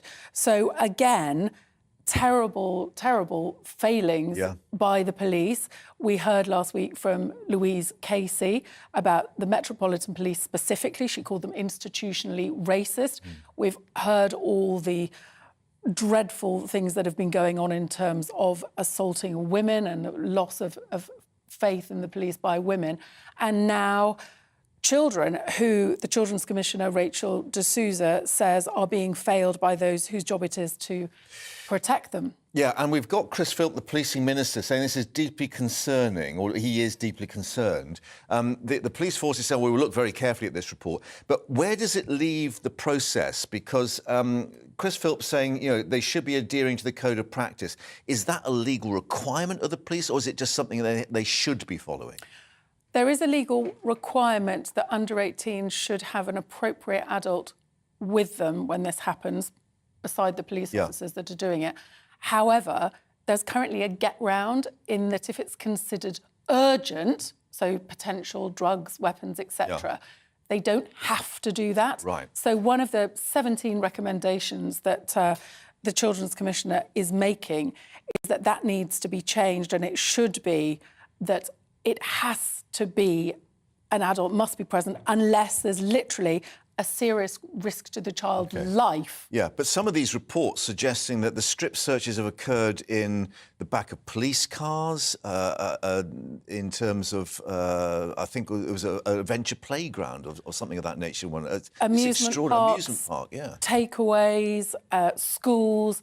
Another recommendation is that these should only take place in a police station or a medical centre or at the child's home. And of course, this has all been brought about by the scandal, if you like, of child Q, the 15-year-old black girl. She was hauled out of an exam to be strip searched. No adult was present. She was on a period at the time. I mean, it is horrendous. And Dame Rachel de Souza has said, you know, this is all coming to light now because she said the bravery of a girl who spoke up about a traumatic incident. And because many of these instances have not been actually logged by the police. There's no official record of the instances being taken through. That's another recommendation. Rachel de Souza wants all police forces to have to provide legally each year the information on ethnic breakdown, where it happened, who was present, because she says at the moment a lot of this information is simply missing. So they can't even know exactly the scale of the problem, but a lot of young people certainly look like have been let down. Yeah, and the Commissioner is certainly wanting some action. Catherine, thank you for very much taking us through all those details, and we'll see what, of course, emerges in terms of the government reaction. Now, 3 years since the UK officially left the European Union, would you believe, and the full impact of Brexit still being assessed. Now the chairman of the Office of Budget Responsibility says it's hit the economy as hard as COVID or Russia's invasion of Ukraine, some 4% of GDP, he says. It would be lower than if Brexit had never happened, according to him. Well, joining us now in the studio, our economics and business editor, Liam Halligan, with On the Money.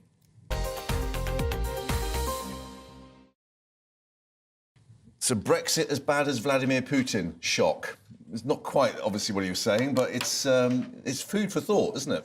Yeah, I was watching this interview yesterday on the BBC, the Sunday morning programmes, and I sort of put down my knife and fork and pause eating my Sunday morning egg and bacon, because I thought it was a really strong statement. Let's just have a look at some of the things that Richard Hughes, who is the head of the Office of Budget Responsibility, the official economic watchdog, said. He said that UK output would be 4% lower because we left the European Union in mid-2016. He said also that UK trade is now 3% below where it was in 2019. That's actually official Office for National Statistics numbers. But then he said that trade would be 15% lower over the next 15 years. And here's a direct quote from him. It's a shock to the UK economy, he said, talking about Brexit. of the order of magnitude to other shocks that we've seen from the pandemic and the energy crisis. The first thing I'd say about that, Mark, with huge respect to Rich Hughes at the OBR, it wasn't the pandemic that caused the drop in GDP. It was lockdown. It was the response to the pandemic. It wasn't COVID. It was the lockdown. And that's a very important issue, a very important distinction as we approach the public inquiry. And also, I'd say that, you know, the lockdown led to a 10% reduction in UK GDP, you know, more than the global financial crisis.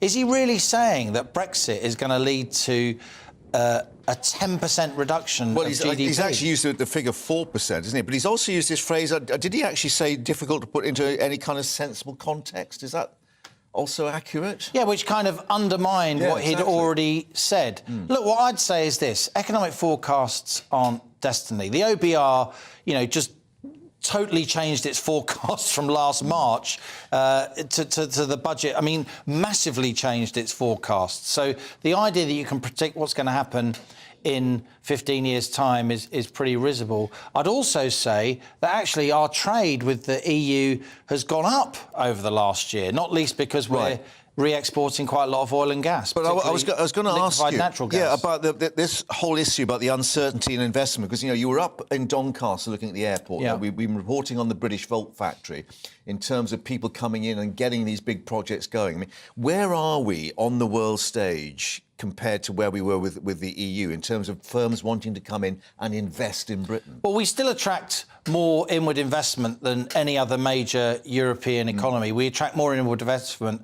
than France and Germany combined, and that hasn't changed. You know, Brexit hasn't led to the City of London being destroyed. More people are now employed in the City of London than before Brexit. You know, Paris remains, you know, barely in the top 20 of global financial capitals, as does Frankfurt. Apparently, they were both going to eat the City of London's lunch. Look, I'm not saying for a minute that Brexit hasn't been difficult. It has, of course. But what I would say, Mark, and it's just a historic fact, that after that vote in 2016, we spent 3.5 years rowing about whether or not we were going to actually do Brexit, all those Brexit wars in Parliament that drove many of us completely round the bend. So that was 3.5 years when, of course, that had an impact on inward investment because no one knew the state of play. But then investment largely recovered. And what I'd also say is that straight after those Brexit wars ended, after the December 2019 election, we then, 2 months later, we went into COVID and then the lockdown in March. So we had about 1 month, Mark, since 2016 when we weren't either not doing Brexit, then we had the transition period, or we weren't in lockdown. So I do find such a strong statement by the fiscal watchdog, such a certain... That marks the Chancellor's homework. About how Brexit has actually panned out. I just find it a little bit odd. I wonder, with respect, what he's actually playing at here. Because if you look at it sensibly and objectively, we just don't know what's happened to to the UK due to Brexit, because we haven't actually had Brexit for very long outside of the pandemic or the rows or the transition period. And let's reflect that the Bank of England has also just changed its tune in terms of growth prospects. Absolutely. Look, the UK, you know, the whole of the Western Europe is having economic problems. We've just had the two biggest trade unions. We've had too many in dire straits. We just had the two biggest trade unions in Germany go on strike. We can see that all is not well in France. You know, the whole world has been massively impacted by the pandemic. And actually, since 2016, if you look at the numbers, since 2016, the UK's grown pretty much in the middle of the pack when it comes to the big West European economies. Thank you very much indeed. And we shall see what emerges in the weeks and months ahead, with everyone changing their mind as we go along. But there we are. Liam, as ever, thank you very much indeed. Coming up, live from outside the High Court, where a certain Prince Harry has arrived for his case. What they decided there, we'll be telling you shortly.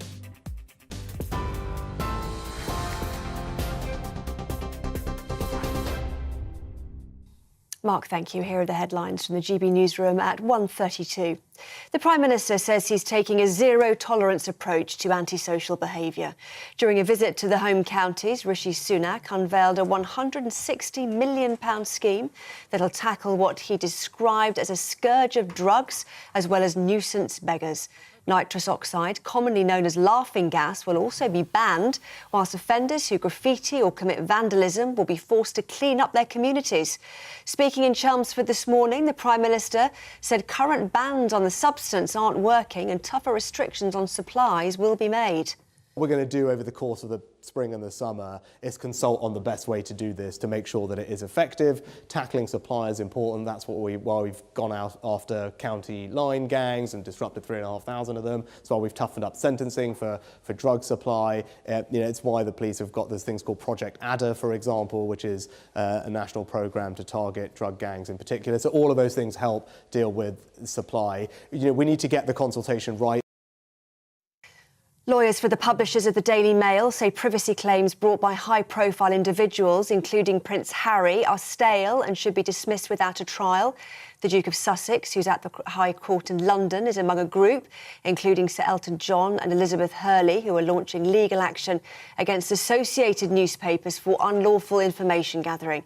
The newspaper group denies the allegations, which include hiring private investigators to place listening devices inside cars and homes, as well as recording phone calls. The next leader of the SNP is set to be announced within the hour after a heated 5-week contest. Health Secretary Humza Yousaf, Finance Secretary Kate Forbes and former Community Safety Minister Ash Regan are all competing to replace Nicola Sturgeon as Scotland's First Minister. New figures show police in England and Wales carried out strip searches on children as young as 8 over a 4-year period. Figures published by the Children's Commissioner for England show more than 2,800 strip searches were reported between 2018 and 2022. The report found black children were up to 6 times more likely to be searched. It also revealed more than half the searches were carried out without an appropriate adult present.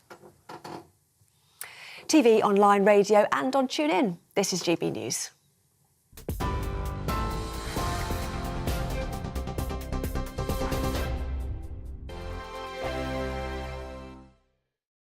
Monday to Thursday nights on GB News. At 6, it's Dubes & Co. 7 o'clock, Farage. At 8, join Jacob Rees-Mogg. And at 9, Dan Wootton Tonight, followed by Headliners. On TV, radio and online. This is GB News. It's all about family, being in people's living rooms, all the interaction and getting to know who our viewers and listeners are. When I was young, my dad used to say, Nana, stop arguing. I wanted an outlet that would enable me to give my opinion.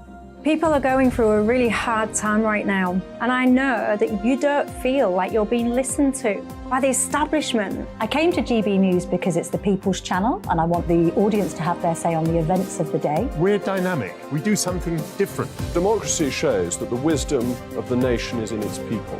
I get to travel to find out what the story is from a personal perspective. The British people aren't fools. We know when we're not being told the full story. We've got to work out how Britain moves forward from this.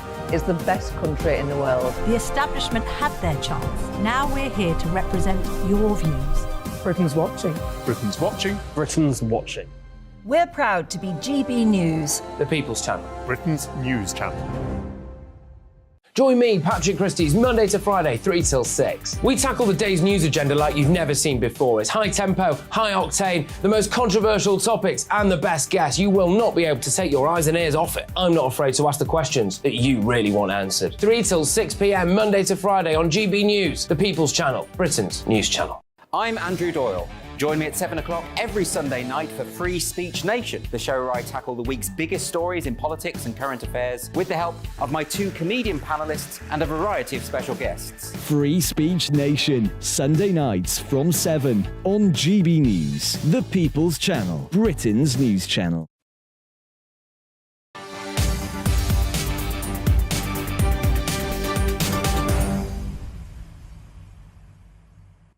Welcome back to GB News Live. Let's update you now with dramatic events at the High Court in London, where Prince Harry arrived earlier. Singer Elton John has now arrived there as legal proceedings take place in the phone tapping or alleged phone tapping and privacy case concerning the publishers of the Daily Mail and Mail on Sunday. Sadie Frost as well, the actress, attending. Well, earlier Prince Harry entered the court flanked by security. Liz Hurley, as well as Sadie Frost, among the other celebrities suing associated newspapers. Let's get more now with our national reporter Ellie Costello outside the court. And, Ellie, just to explain to people, this is a preliminary hearing. It's not even the case proper, if you like. Yes, and that is what is so remarkable about this, Mark. These are just preliminary hearings set to last for the next 4 days. It's not even clear so far if this case will even go to trial, but you can see the throng of the crowd behind me. There is so much excitement here. Some of the crowd really hoping to catch a glimpse of some of the very famous claimants in this case. We have just been told that Sir Elton John has made his way through a side entrance into the Royal Courts of Justice. He can perhaps be forgiven for that decision, considering the scenes that we're seeing here outside the front entrance. But there was so much excitement at around 9:30 this morning when a certain Prince Harry stepped out of a black London taxi, flanked by his security, and made his way through the front doors of the Royal Courts of Justice. He's clearly a man that wanted to be seen, and once he was inside, he sat very intently listening to the submissions that were being made. He was making notes in a notebook in front of him, and the actress Sadie Frost was sat just 2 seats away beside him. Just some of the famous claimants that are bringing this case against the associated newspapers. Many of the Daily Mail titles are published by them, including the Daily Mail, the Mail on Sunday, and Mail Online as well. Now, they are claiming, the claimants, that private investigators had been hired by these newspapers. They had tapped into their phones, they had attached microphones into their homes and their cars. They also allege that there was impersonation of individuals in order to access hospital records and details at private clinics as well.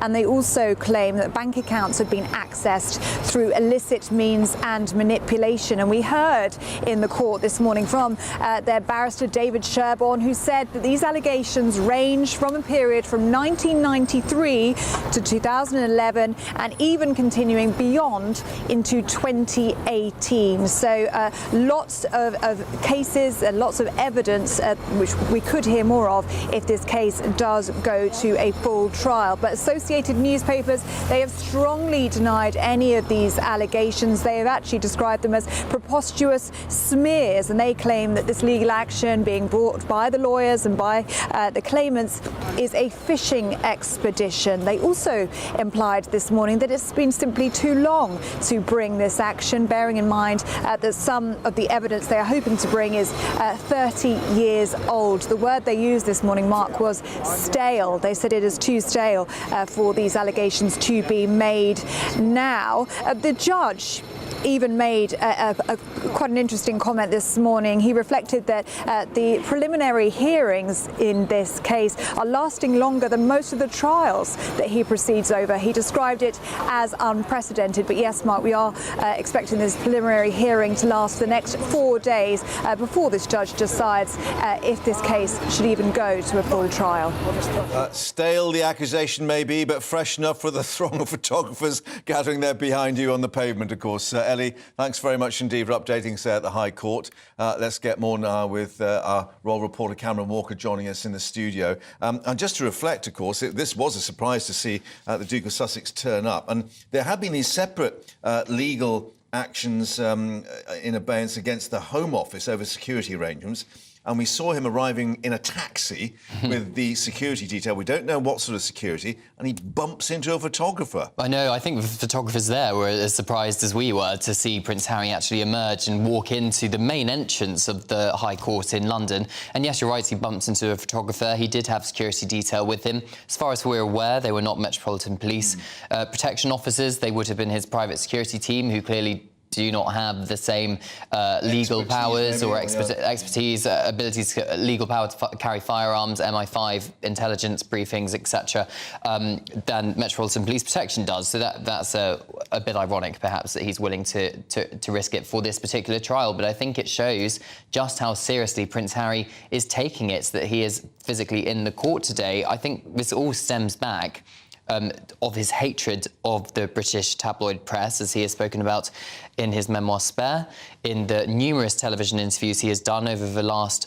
couple of years. And because of what happened with his mother. Because of what happened with his mother, the role he sees they played in her death. But even subsequently, following that, he's talked about history, his fears of history repeating itself, i.e. Meghan suffering a similar fate to his mother, Princess Diana, and trying to get away from that British tabloid culture, which is perhaps the reason why he decided to move across to the United States. Yeah, and as we've heard, this is a preliminary hearing. We don't know if it will go actually into a full hearing, but we do know, obviously, this is 4 days.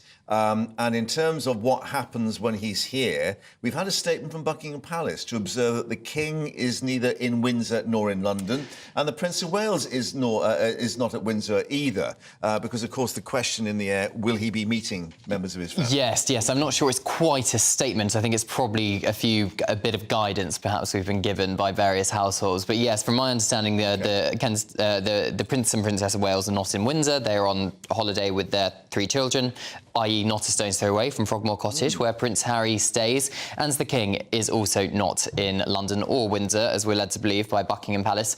But the big question for me is that the King was meant to be in France, arriving yesterday, there today and tomorrow with the Queen Consorts. Clearly that's no longer happening due to the protests and the state still visit going to Germany on Wednesday, though, Still going to Germany on Wednesday, as far as we're aware. However, his diary, presumably, is pretty clear, so I'm not quite sure what the reason is, but perhaps it's up. The royal team have decided to put the King on something else. And of course, we don't know whether Harry would be required to actually attend court for the next few days as well, or whether it's just today's appearance. Exactly. Whether or not he's going to have to give evidence in this preliminary trial. Yeah. Cameron, thank you for that. And of course, we'll see what happens there at the High Court. Coming up, the protests continuing. We've just been talking about France and people still angered over President Macron's move to raise the French retirement age. No vote in Parliament, of course. Well, now they've been blocking the Louvre Museum in Paris. Of course, we've seen increasingly violent protests across Paris and even in Bordeaux, where they tried to set fire to the town hall. And the King postponing that visit because that was due today because of the violence. Well, joining us now, Samantha de Bender, who's Associate Fellow at Chatham House. Thank you very much indeed for being with us. It appears that President Macron says, I'm going for broke with this. I don't have to worry politically. I'm in my second term. I don't have to be re-elected. And I want this done. Yes, he absolutely wants this done. And when we talk about these protests, I was actually in front of the Louvre about half an hour ago, and it's not too bad. I mean, there's been worse days. The reason that lots of people are protesting is not only about the reform, it's also about the way the reform was pushed through without a vote in Parliament. And this is a very sort of peculiar thing you have in France. It's called the 49-3, is the name of this law, which allows the president, if he feels he's not going to get the votes in Parliament, to just push something through. And a lot of the unions, a lot of the political parties, even people in Macron's party itself, were very shocked at the way this law was just pushed through, because he knew he was not going to get the votes. And that has also what has brought people out on the streets. Even some people who were in favour of this reform, which is, all economists will say this reform is absolutely necessary in France, where the retirement age is 62. They're trying to push it to 64 progressively. It's not just going to go from 62 to 64. It's going to go, every person, depending on when they're born, will have 3 more months added to the amount of time they have to work. Now people are angry because of what they perceive to be more dictatorial powers being enacted by Macron. Yeah, and does it tie into a reaction against Macron himself? I mean, he said he's not worried about personal or political popularity now, but in terms, I understand, particularly of the younger generation, he is seen as increasingly autocratic or out of touch with French society. Yes, a lot of it is about Macron himself. You have to remember that a lot of people voted for Macron not because they liked Macron, because he was the alternative against Marine Le Pen, the far-right candidate who was in the second round. So he was a sort of default candidate to push back what many French people see as a sort of a proto-fascist regime coming in with Marine Le Pen. And this is not the first time that French voters have had to do that. And I remember during the elections last year, some people were saying, I'm not going to vote. They did this to us in 2002 when Jacques Chirac was re-elected against Jean-Marie Le Pen, Marine Le Pen's father. It happened in 2017 when Macron appeared out of nowhere as an alternative to the far right. So he's not a loved president because a lot of people didn't vote for him by choice. Yeah. Now, Lord Ricketts, former ambassador, had observed that if the visit had gone ahead with the banquet of Versailles, there would have been an echo of the French Revolution. But what has this done to this attempt to have a rapprochement with France? Of course, we saw Sunak visiting the Élysée Palace with Macron and trying to rebuild relations. And we assume that King Charles was hoping that the soft power of diplomacy would help that process. I mean, it is really, it's sad for Franco-British relations. I don't think it's a setback because the king has said he will come when he can. What the French saw is that King Charles chose France as the first country to come to on his overseas visit as king. This was an immense honour. The French, in spite of the fact that they cut off their king's head, are obsessed with the royal family. They are complete fanatics about the king. They used to be completely in love with the queen. So the fact that he's had to cancel this trip, his first overseas trip as a king, is symbolically being seen as incredibly humiliating for Macron. And this is a time where Franco-British relationship really matters. France and the UK are together in the war in Ukraine. There was this document signed by Rishi Sunak and President Macron over how to deal with the migrant issue. Yeah. And there's a great feeling of we need to reset the relationship, which has been damaged by Brexit. I don't think this visit is going to damage the relationship. The important political stuff was dealt with by Rishi Sunak, but symbolically, it's really a blow to Macron more than a blow to the relationship, which I think will continue getting better from a low point. And the king has said that he will come as soon as he can. Yeah, and Macron indicating that they hope that will be early summer. But, of course, we shall see if Paris and Bordeaux are still burning. Yeah. Indeed. Samantha, thank you very much indeed for joining us here on GB News. Thank you. Coming up, more on the SNP leadership. The votes are being counted and perhaps recounted at Murrayfield. We'll have the latest view from Edinburgh coming up. Stay with us.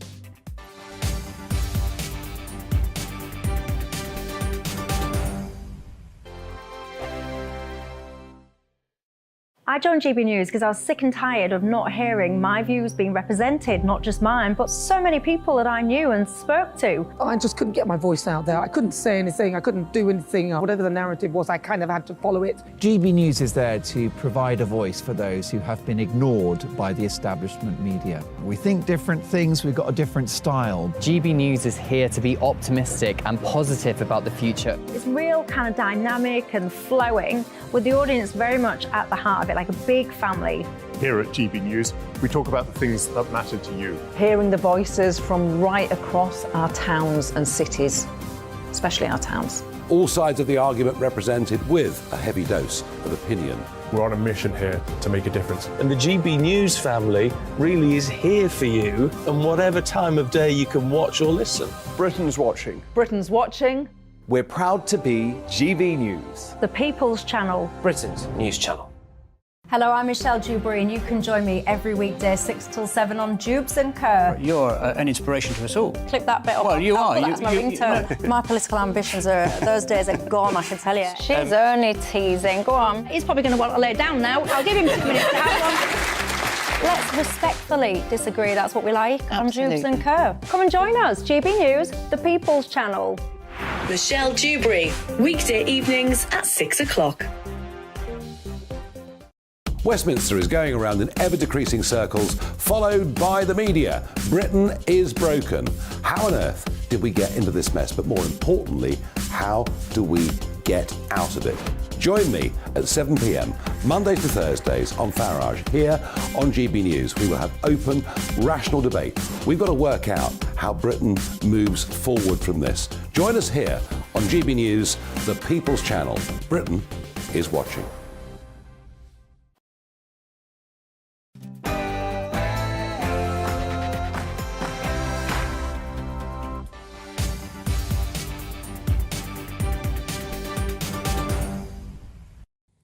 And welcome back to GB News Live. We're just going to take you to Murrayfield because we're going to have a result there. It's not a rugby game this time, it's a political game. The SNP will reveal who is going to win the leadership contest. That's the scene at the dais. They're actually inside the Murrayfield buildings. It's not being done on the pitch. About 300 people there, we understand, and that Lorna Finn, the SNP National Secretary, will be announcing that result because basically it's been a complex process of transferable votes. Catherine is with us in the studio to explain that obviously with three contenders, the votes can actually transfer if there's no outright winner. And we do understand that the race has been pretty tight. Yes, Humza Yousaf, the Health Secretary, and Finance Minister Kate Forbes, apparently neck and neck. Now, if one of them gets 50% or over first preference votes, then obviously they are the First Minister. But that might well not happen, in which case it will go to second and third preference votes. And we're expecting Ash Reagan, although she's the third candidate, really nobody expects it to be her. So her preference, her votes then would be reallocated. So although Humza Yousaf is the favourite of the SNP, the bookies' favourite. Yeah, I think 11% Ipsos Scotland put him out, with Kate Forbes at 6%. That was the last poll that was taken, I think. Yes, and favourability ratings amongst SNP voters, that was. Although amongst the general public... Yeah, different story entirely.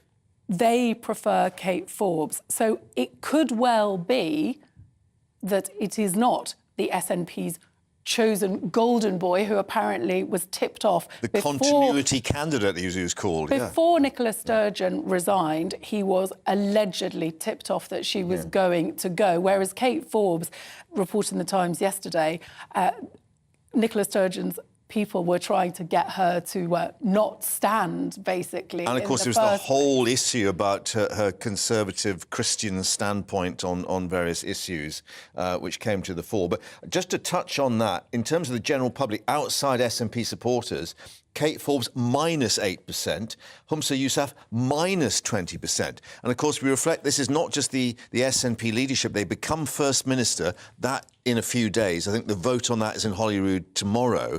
And one wonders, well, you know, given the ructions within the SNP, how are they going to be able to lead Scotland? Yes, the SNP has appeared to be in a state of almost, massive disarray, hasn't it, over the last 5 weeks? Because, of course, Nicola Sturgeon was such a huge political figure, whatever you think of her.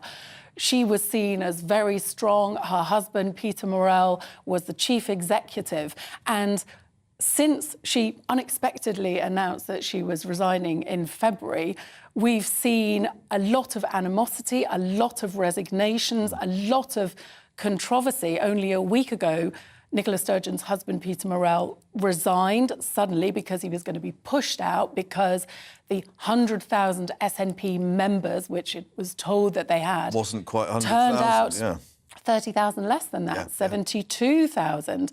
The media chap resigned. There's a question over £600,000 in funding. What has happened to it? There's police investigations.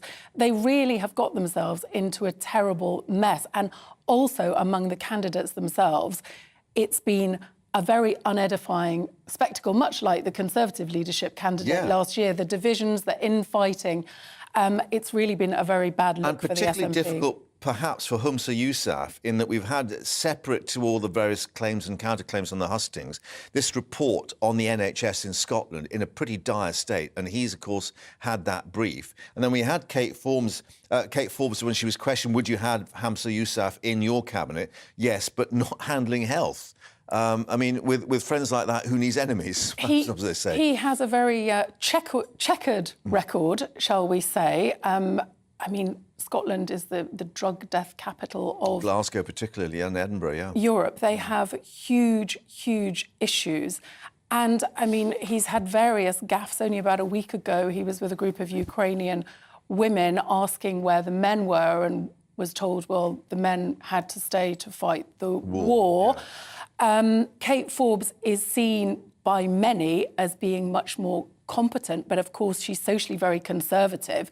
She's very, very different to what Nicola Sturgeon was trying to bring in, this socially progressive liberal. So she would be appealing to quite a different audience. But of course, it's highlighted that within the SNP, it's a huge church, isn't it? And the one thing that unites them is the desire for Scottish independence. And have they got too much on their plate now to even worry about that particular issue in terms of governing Scotland? Because, of course, we've got the vote in Holyrood tomorrow. Let's just bring in Brian Monteith, now columnist at The Scotsman, a former MSP, who is also awaiting this result. And of course, Brian, just to reflect on that, this is just for the party leadership, the big job to come tomorrow in terms of Holyrood voting on the First Minister. Yes, that's a very important aspect that many people are probably unaware of. But while the SNP leader is always, in current circumstances, likely to become the First Minister, it does have to actually have the consent of Parliament. And where, for instance, the Greens to choose to vote against the choice of the SNP membership, and the other parties, opposition parties, joined with the Greens, then it could very well be that the leader announced today does not actually get the consent of Holyrood. And then it goes into a period of some 28 days of trying to agree a First Minister, failing which then a general election for Holyrood is called. And on that, what is the SNP's current standing in terms of the electorate in Scotland? I was just reflecting on this figure for Humza Yousaf, the general, but minus 20% the rating in the Ipsos poll.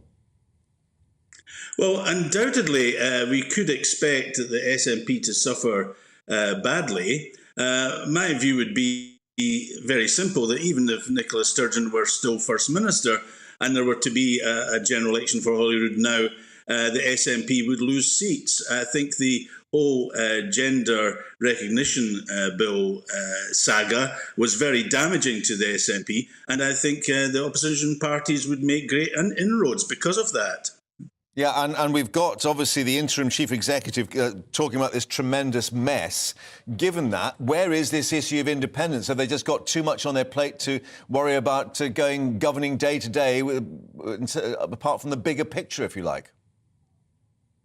Well, the reality is that the UK government, even with all the different prime ministers in the last few years, has succeeded in essentially shutting down the ability of Nicola Sturgeon and the Scottish Parliament to bring about a referendum on the basis that it didn't have the mandate or the powers to do so.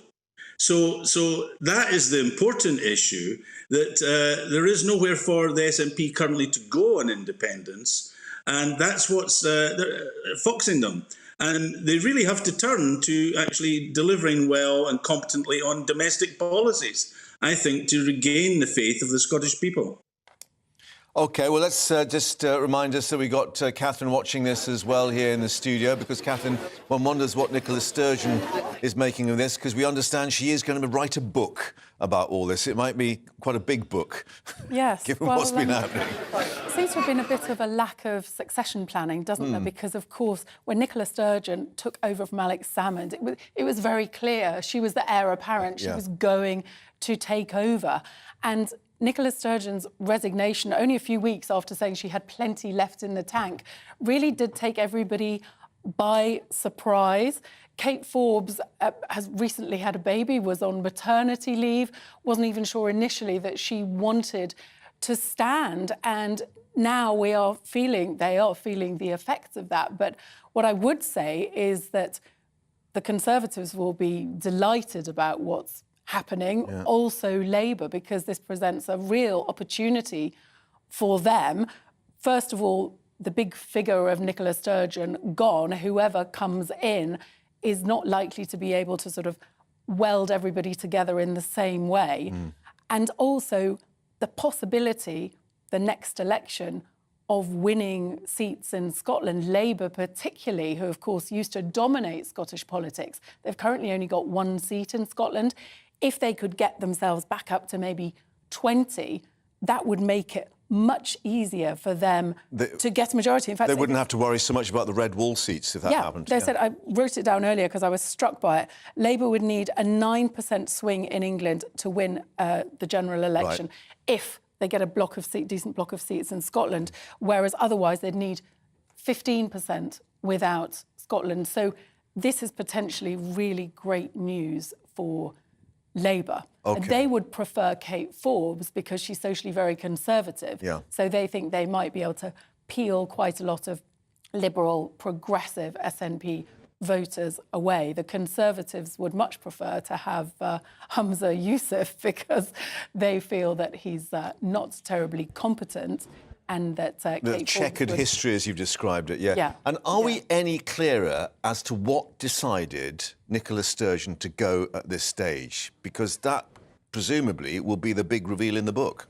Yeah, it was a huge change, wasn't it? Some suggestions that she looked at New Zealand, Jacinda Ardern, who didn't have enough left in the tank. Well, I mean, you know, she said she was going because she wanted to, but clearly she could say that she could see the way the wind was blowing in terms of her popularity. Nicola Sturgeon, let's face it, independents at the moment, they don't have a majority for independents. Well, that's the really interesting question. Was it that she thought we're not going to achieve this? You know, the one reason we exist is to get independence. It's not going to happen. We can't get it over the line. Well, the polls didn't suggest that people want it currently, and also, of course, the court ruling that they couldn't go ahead with it. And Nicola Sturgeon saying, well, we'll have the next election as a de facto referendum. Was that really going to work? But also, clearly, her gender recognition bill and all the controversy around that must have played a factor. And then Rishi Sunak, of course, blocked that. And she tried capitalising on the, you know, look at what Westminster are doing. But, Well, we're still waiting, so they may have to go for more transferable votes in that process. We don't know, but Brian is still with us as well. Brian, I'm just wondering about your thoughts, if you've actually decided what really pushed Nicola Sturgeon, because as Catherine was indicating, you know, it caught quite a few people on the hop. Well, I think there's still a great deal more to come out of what actually pushed Nicola Sturgeon to surprise even her cabinet members who, as I understand it, were not told it was about to happen. She had very much a bunker mentality of consulting a very small number of people. So there's a likelihood, I think, that there are a number of factors, indeed factors such as what's happening in her own party in regard to not her responsibility for problems with the funds or the loss of members, but really the fact that she was married to the chief executive who is responsible for those problems. So that could be a contributory factor. I'm not convinced that she was out of energy, that she found it too exhausting. I think she thrived on the adrenaline that came from being First Minister. And so I'm still suspicious. I'm still cynical as to it was just time to give up and move to a new generation. I don't fall for these sort of cliches. And of course, as you said, Peter Murrell, her husband and chief executive, resigned over the question about the party membership. And has that damaged the party's standing with the general public as well, if it does come to any kind of political realignment there in Scotland? I'm not sure so much how damaging Peter Murrell's resignation was for the SNP's image with the public. But I tell you what, I think it was highly damaging that he okayed the idea of lying about party membership numbers to a communications director for the SNP parliamentary group. And that man went out and tried to brief false figures to the media. So I think it damaged the relationship with the media very badly. And it's essentially said, well, we're willing to lie to our staff to lie to the media. That's really not a good look, and the media won't forget that. And what are the challenges for this new administration in terms of going forward. We had this report about the NHS. Oil revenues, of course, are down, and drug problems for both Glasgow and I think I've just been told, Brian, they are walking into the dais. So we'll just actually bring in the sound now from Murrayfield. Of course, this is the sports stadium where we usually see a rugby match going on, but this has been a political match which has been some time in the making. Some 5 weeks, 16 hustings, and then, of course, this process of counting the votes. Let's go now live to Murrayfield and actually hear the process as it starts of the announcement.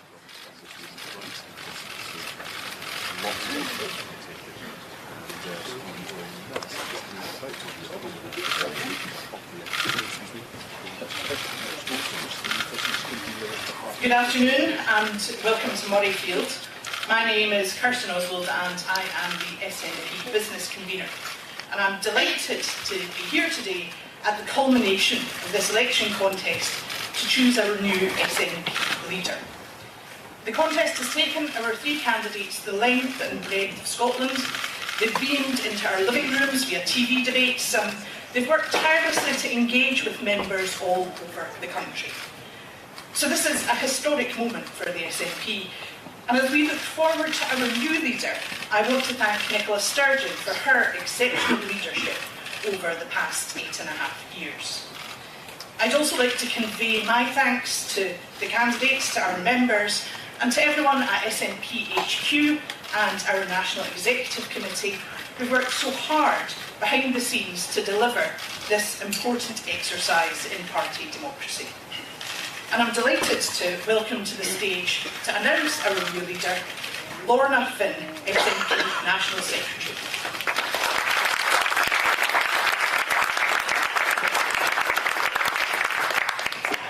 As National Secretary of the SNP, I have been given the results of the party leader election 2023 from My Voice, the Ballot Services Company. These are as follows. The final number of eligible members was 72,169. A total of 50,494 ballot papers containing a valid vote were received. There were 3 rejected postal ballot papers. The turnout was therefore 70%. 48,645 of the ballots were cast electronically and 1,849 of the ballots were cast by post. The first preference votes are as follows. Ash Regan, 5,599. This represents 11.1% of the first preference vote. Kate Forbes, 20,559. This represents 40.7% of the first preference vote. Hamza Youssef, 24,336.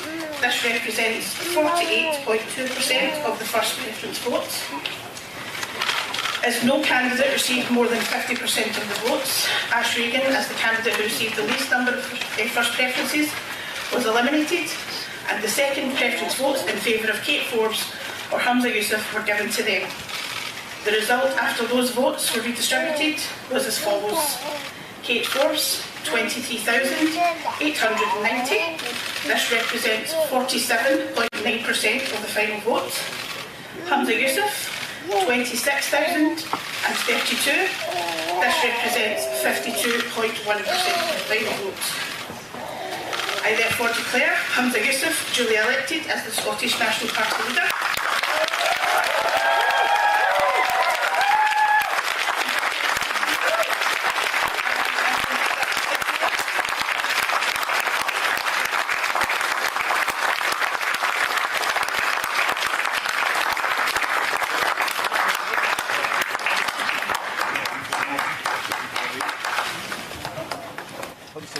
Has won that vote after that second runoff, effectively coming in with 52.1% of the vote, 26,032 to Kate Forbes, 23,890. So the victor's speech now at the dais. Can I begin by thanking our National Secretary, Lorna Finn, and also can I thank our headquarters staff for all the incredible efforts that they have made right throughout this process. It is hard for me to find the words to describe just how honoured I am to be entrusted by our membership of the SNP to be the party's next leader and to be on the cusp of being our country's next First Minister.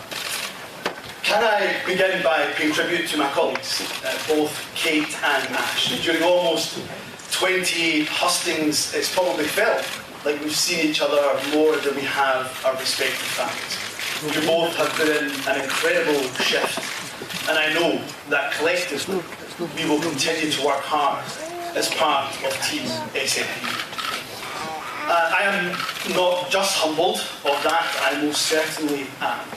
I also feel like the luckiest man in the world to be standing here as the leader of the SNP, a party I joined almost 20 years ago and that I love so dearly. Friends, it was the late John Smith, and he got it absolutely right when he said, "The opportunity to serve our country is all we ask. To serve my country as First Minister will be the greatest privilege and honour of my life, should Parliament decide to elect me as Scotland's next First Minister tomorrow." And just as I will lead the SNP in the interests of all party members, not just those who voted for me, so I will aim to lead Scotland in the interests of all of our citizens, whatever your political allegiance.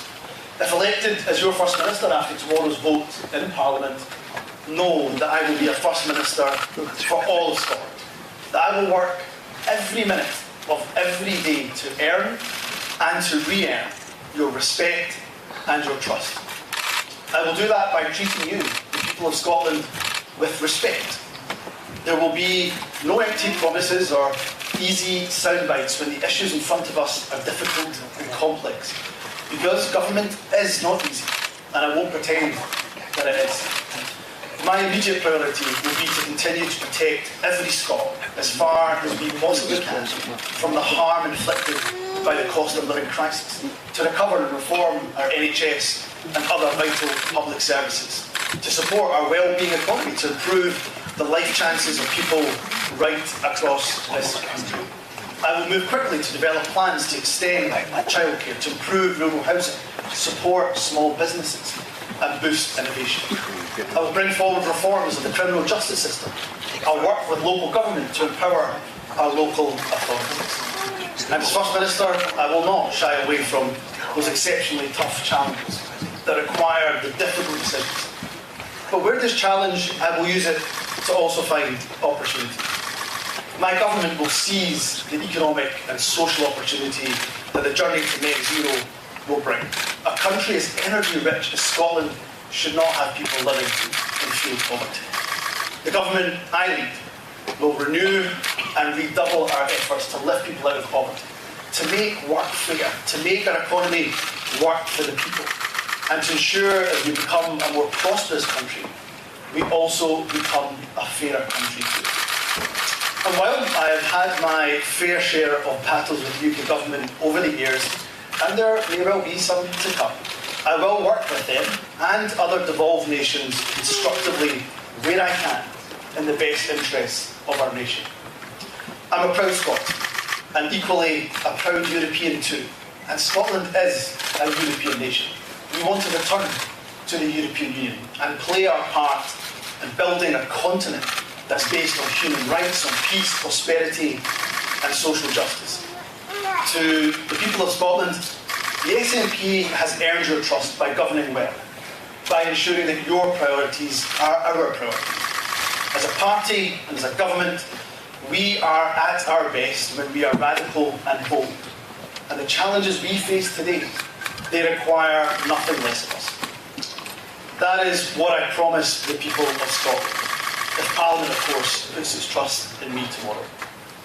Joining the SNP, for me, was an act of hope, but it was also a statement of intent.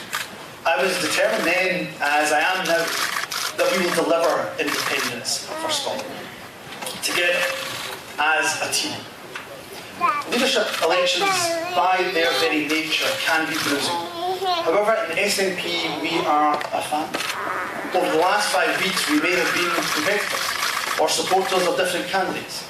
We are no longer Team Hamza or Team Ash or Team Kate. We are one team, and we will be the team. We will be the generation that delivers independence for Scotland. Where there are divisions to heal, we must do so quickly, because we have a job to do. As a party, we are at our strongest when we are united.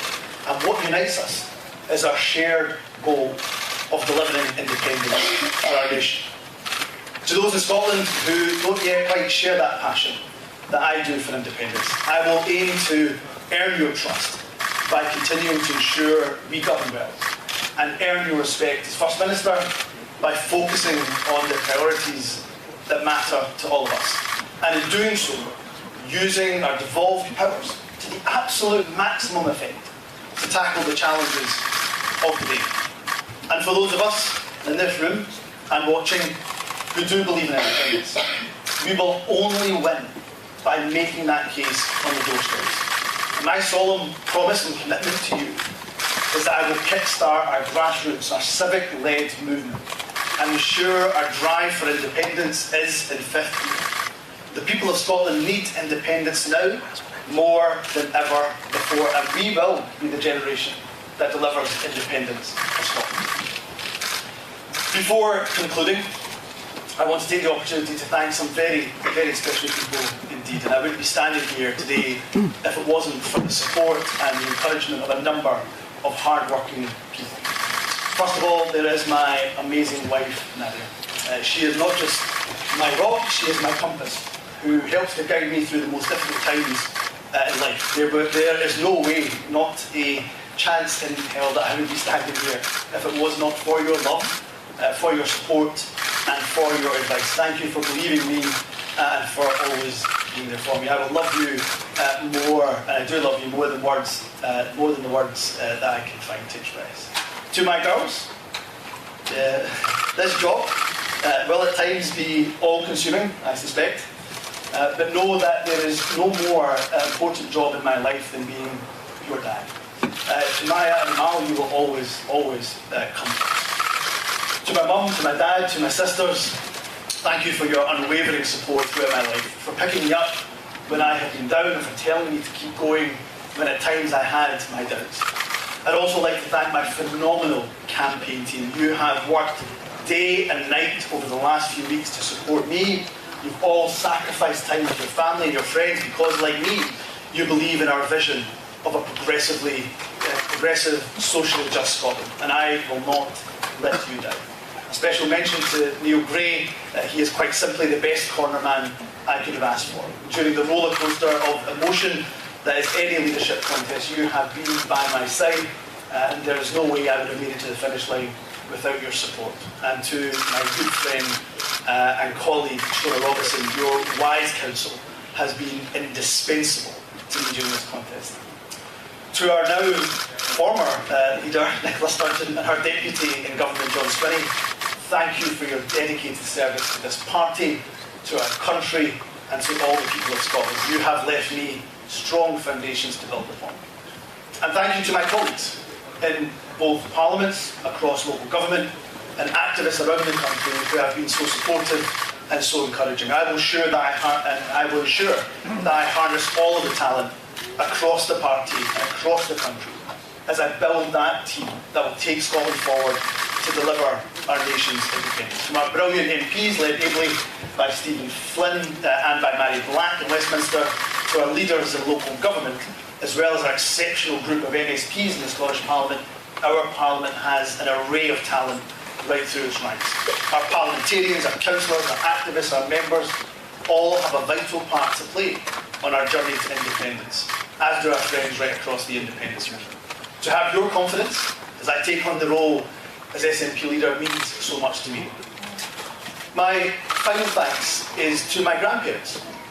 Unfortunately, they're no longer alive to see this day, but I'm forever thankful that my grandparents made the trip from Punjab to Scotland over 60 years ago. As immigrants to this country who knew barely a word of English, they could not have imagined in their wildest dreams that their grandson would one day be on the cusp of being the next First Minister of Scotland. As Mohammed Yusuf worked in the Singer sewing machine factory in Clydebank, as Rahmat Ali Bhutta stamped tickets on the Glasgow Corporation buses, they could not have imagined, as I say, in their wildest dreams, that 2 generations later, that their grandson would one day be on the cusp of being Scotland's First Minister. We should all take pride in the fact that today we have sent a clear message that your colour of skin, or indeed your faith, is not a barrier to leading the country that we all call home. From the Punjab to our Parliament, this is a journey over generations that reminds us we should be celebrating and always celebrate the migrants who contribute so much to our country. This is what drives my commitment to equality, that will underpin my actions as First Minister. Thank you for the honour of choosing me to be your nominee to become Scotland's 6th First Minister. I will dedicate every waking moment to serving you, the people of Scotland. Thank you very much.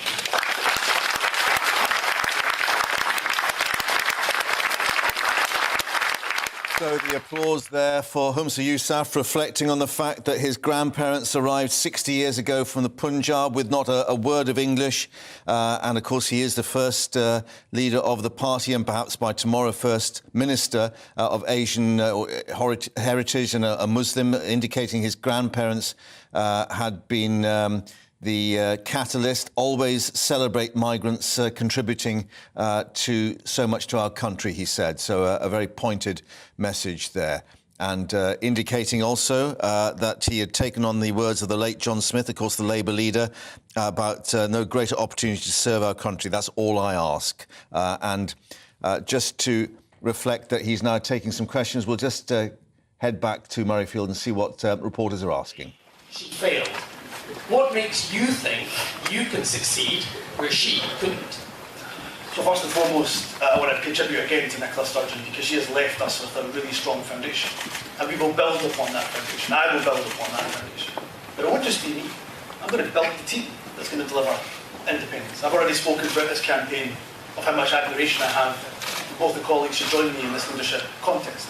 But I've also spoken about the array of talent in the Parliaments, Scottish, Westminster Parliament, across local government, that will help to build that team that delivers independence. So it's thanks to Nicola Sturgeon, it's thanks to John Swinney, it's thanks to those strong foundations that they left us that we will go on to finish the job. Thanks, James. Call me back. Congratulations. This has been a bruising. From the floor for the man who was described, of course, as the continuity candidate. And that does seem to have served him well. Just to remind you, the votes after that second round, Humza Yousaf, 26,032 votes. That's 52.1% of the vote. Kate Forbes, second on 47.9% of the vote at 23,890. And, of course, then as the SNP leader, because Catherine Foster, who's here in the studio, he's not yet First Minister. That still comes at Holyrood tomorrow. But perhaps a shoo-in, as we might say. And interesting that in terms of going through the various issues to be addressed, improving life changes, improving childcare, redoubling efforts to get people out of poverty, to help business, and then independence coming at the end of that very long list. Yes, and he did say what unites us is our shared hope of independence, and that's it, isn't it, really? But the problem for the SNP is, if people don't feel there's a real possibility for that, and at the moment it seems to be a very difficult path because various ways to that have been blocked, if there isn't the public support for that, then they have to fall back on domestic issues. They have the same problem that the Conservative Party have, in that they have been in office in Scotland for a long time with very little opposition, and their record on domestic issues is not good. And they were all attacking each other at the hustings on that record in government. Exactly. Yeah. Like, they've been able to give the Labour, Scottish Conservative lines to use that they have themselves quoted at each other, because huge problems with the NHS, huge problems with drugs, huge problems with education. And if they have to move away from this relentless focus on education to not education, sorry, on independence, to looking at what they're actually doing for people. In government, And let's face it, at the moment, most people's concern, whether you're north of the border, south of the border, is the cost of living crisis. Things like, can I see a doctor? Can I pay my bills? Those are immediate concerns. And they're not going to come up smelling of roses, are they? Yeah, and clearly criticism from Kate Forbes about Humza Yousaf's time at Health, saying, yes, there might be a place for him in my cabinet, but not at Health. And we've got reaction from the Scottish Tories already, from Douglas Ross? Yes, Douglas Ross tweeted out within seconds, I would say, leader of the Scottish Tories, and saying, you know, it's at the moment first Muslim First Minister, and of course it is. We've got a Hindu Prime Minister in Downing Street, a Scottish First Minister who is a Muslim. That is significant. And he's just been talking about the fact that, you know, a migrant being welcomed to the country and his grandparents coming here 60 years ago. Yeah, that is a moment. But then going on to say, we have serious concerns about his ability, and really the Conservatives will be delighted about this. First of all, because the SNP appear at the moment to be imploding, some would say, and also because the competence issue, they don't feel that he looks competent, they don't feel he has a good record, and they think that they can capitalise on this. I mean, they put out, you know, Conservative and Unionist Party, which of course is the full name of the Conservative Party. And taking on this issue of independence at full face. Yeah, because they don't think at the moment that there is support and that it's top of people's priority list in Scotland. And then what about Labour? Clearly, with him indicating there that he would be pursuing these policies, as you say, in terms of the cost of living, in making things better, redoubling efforts to pull people out of poverty. Clearly, that's where Labour will see the opportunity, where they're trying to address not just the independence issue, but how competent are you going to be in pulling Scotland out of poverty and all these drugs problems and health problems? Yeah, this is a great opportunity for Labour as well, both the main Westminster parties, in fact. And of course, he's been Health Secretary. Things are not going well in the health service north of the border. He's been Justice Secretary. He's been Transport Minister. He does not have a great record. He was done for driving without insurance a few years ago, wasn't he? So this is a good opportunity for Labour, a great opportunity. And if they can get a few seats in Scotland, they've only got one at the moment, if they can get that up to 10, 20, that will make it much easier for Keir Starmer in a general election to get a majority. So good news for the Conservatives, good news for Labour, although Labour would have preferred Kate Forbes because that would have been a more clear dividing line. But interesting talking about migrants as well. Always celebrate the migrants that have brought so much to us. Yeah, and as he said, no easy sound bites, and then actually gave us quite a few, which we can use. Never. Politicians, never. Catherine, thank you for that. But let's speak now to Christopher Hope, Associate Politics Editor at the Daily Telegraph.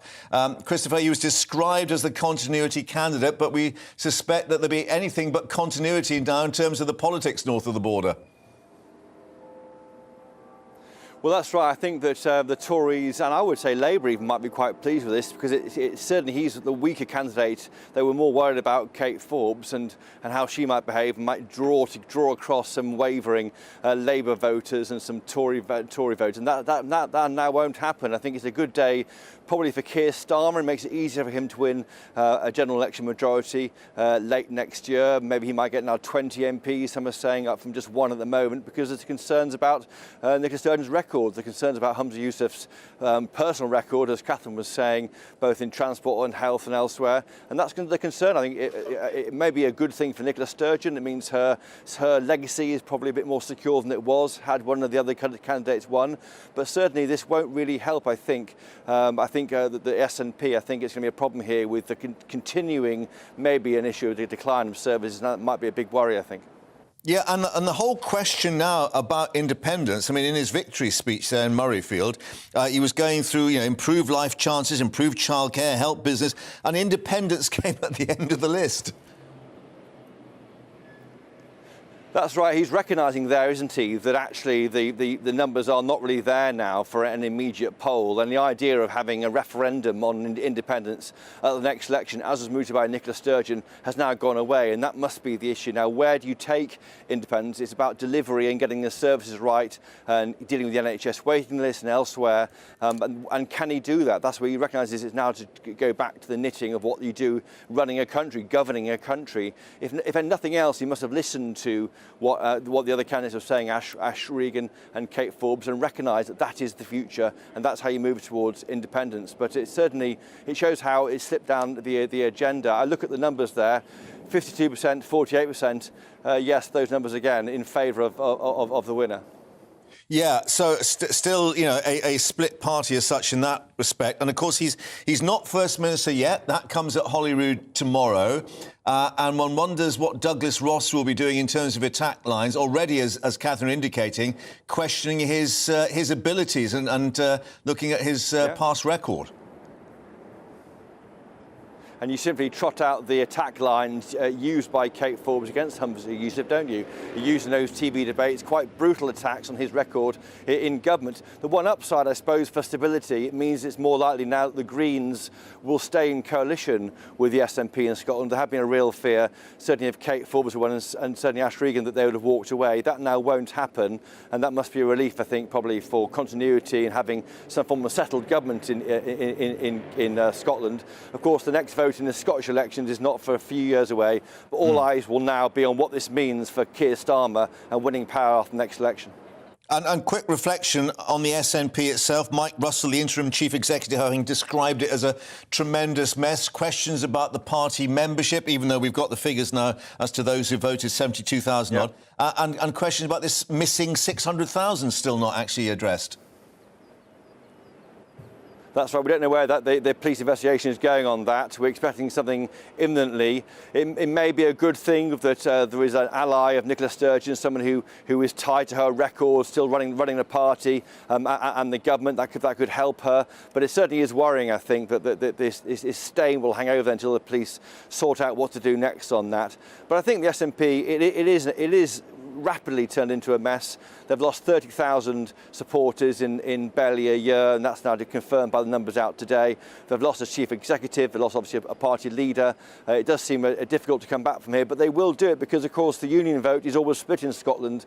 You'll always have maybe 42% of the electorate there supporting independence, and that means that the other parties have got to work out a way of capitalising on that. Yeah.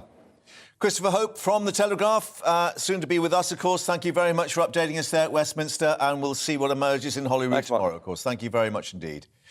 Still to come, more reaction from Murrayfield on that latest match, political this time, not the rugby. But let's take a break and we'll update you shortly.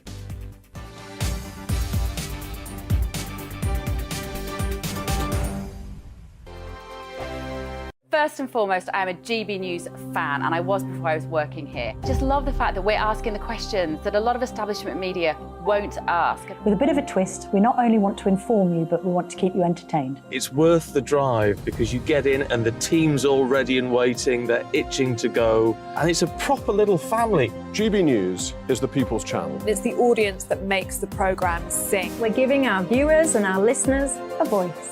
I see the thousands of your letters, tweets, emails, you name it, coming in. Britain is broken. How on earth did we get into this mess? But more importantly, how do we get out of it? The establishment had their chance. Now we're here to represent you. It's time for something different. It's time for GB News. I'm very patriotic. I believe in Britain.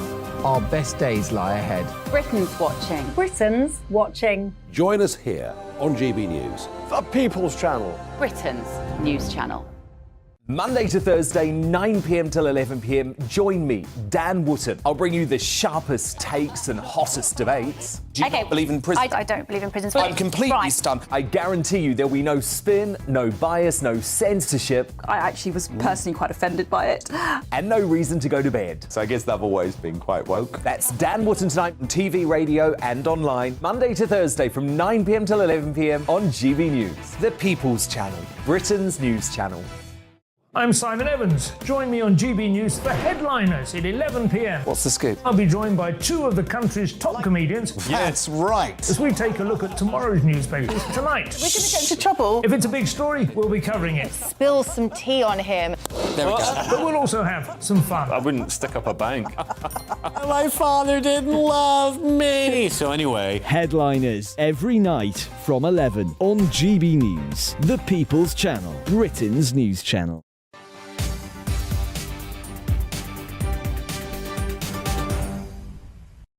And welcome back to GB News Live. Let's update you once more on the events of this past few minutes at Murrayfield, where Humza Yousaf has been voted in as the new leader of the SNP. Let's bring in our Scotland reporter, Tony Maguire, who's been following events there. And Tony, just to reiterate to people, not First Minister yet. He's leading the party, but not leading Scotland as such until tomorrow, or could there be another scenario? Yeah, I think the most expected runoff off of today is that tomorrow Humza Yousaf will be chosen by Parliament to become Scotland's next First Minister. Now, what we do know is that obviously by Humza Yousaf winning the race, that a lot of the fringe scenarios go away. Certainly Humza Yousaf, he wants to pursue the GRR in the courts and take the UK government to court over its decision over that. And of course that relationship with the Scottish Greens as continuity candidate is a phrase you're going to hear a lot this week. A continuity candidate, we can be expecting to see that relationship continue on. Certainly a lot of questions still coming from the press here today, but this week is going to be busy for Mr Yousaf. Tomorrow he's chosen, tomorrow Scottish Parliament, chooses the new First Minister. On Wednesday that First Minister is sworn in, and a wee bit of this and that happening around that. Next thing today is for Nicola Sturgeon. She will formally submit her resignation to King Charles, and that will open up the contest tomorrow. And he is over the line now, 26,032, 52.1% of the vote. But one reflects, Kate Forbes got 47.9%, so this is still a split party to that extent. Yeah, and certainly the first question that Mr Yousaf was asked today was how do you rectify this split in the party, you know, but he did say that one of his first tasks is actually going to be reaching out to the colleagues who he went through this campaign race for. I think now that we are over the finish line, there's a lot of points that probably each of the candidates wish they hadn't made. A lot of things were said, and I think that right now there will be a unanimous kind of run around the entirety of the party to try and get everyone on the same page, because certainly for 8 years under Nicola Sturgeon, that is what made the SNP machine run so well for so long. Yeah, the party discipline that kept everyone together. A bit of bridge building now, perhaps. But Tony, at Murrayfield, thank you for updating us. As, of course, questions still being asked there of Humza Yousaf behind you, who is now the new leader of the SNP. And, of course, the vote on First Minister to come at Holyrood tomorrow. We'll keep you updated on that. But let's now bring you up to date with a shocking new report revealing that nearly 3,000 children were strip-searched in England and Wales over a 4-year period. The figures published by the Children's Commissioner for England showing more than half of the searches between 2018 and 2022 taking place without an appropriate adult. Also finding black children up to 6 times more likely to be searched than the overall child population.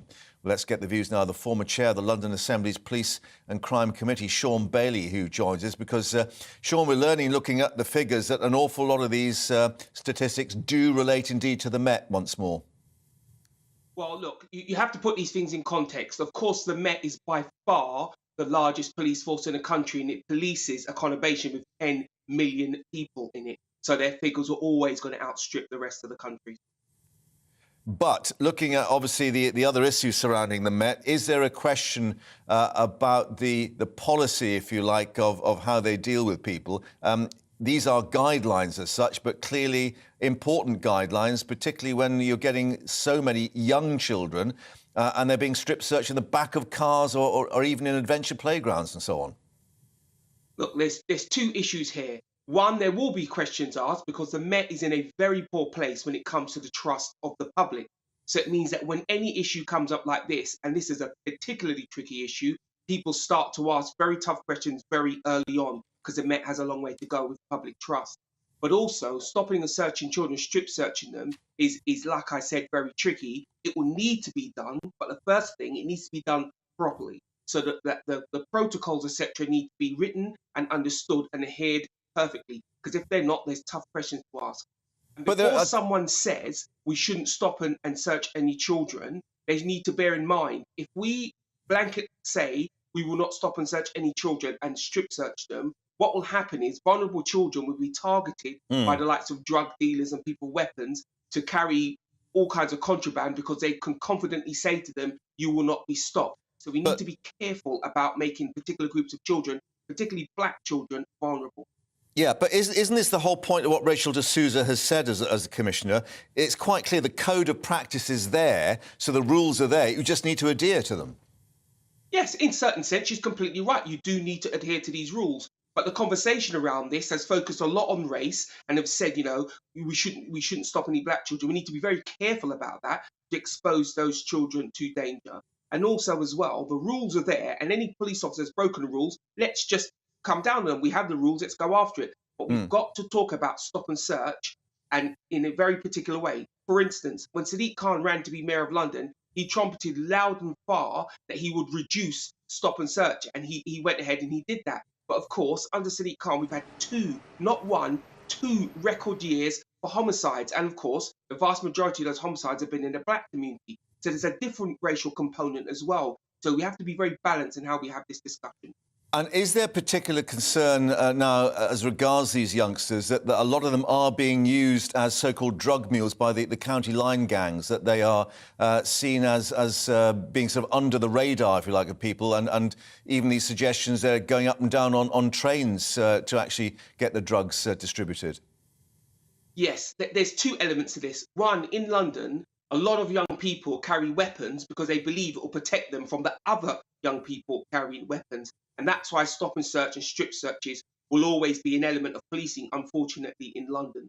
The other pieces, of course, is like I said before, lots of young people are exploited by drug gangs in London, drug gangs in particular, but criminals in general. Yeah. And a really big piece of that is they say and believe that you will not be stopped because you're young, you're under the radar, you're unthreatening. If they actually could prove that to themselves and the young people involved, we could face a spike in that kind of exploitation. So again, we need to be very balanced how we speak about this. But yes, in London, we have an awful lot of organised crime, and young children are often exploited because.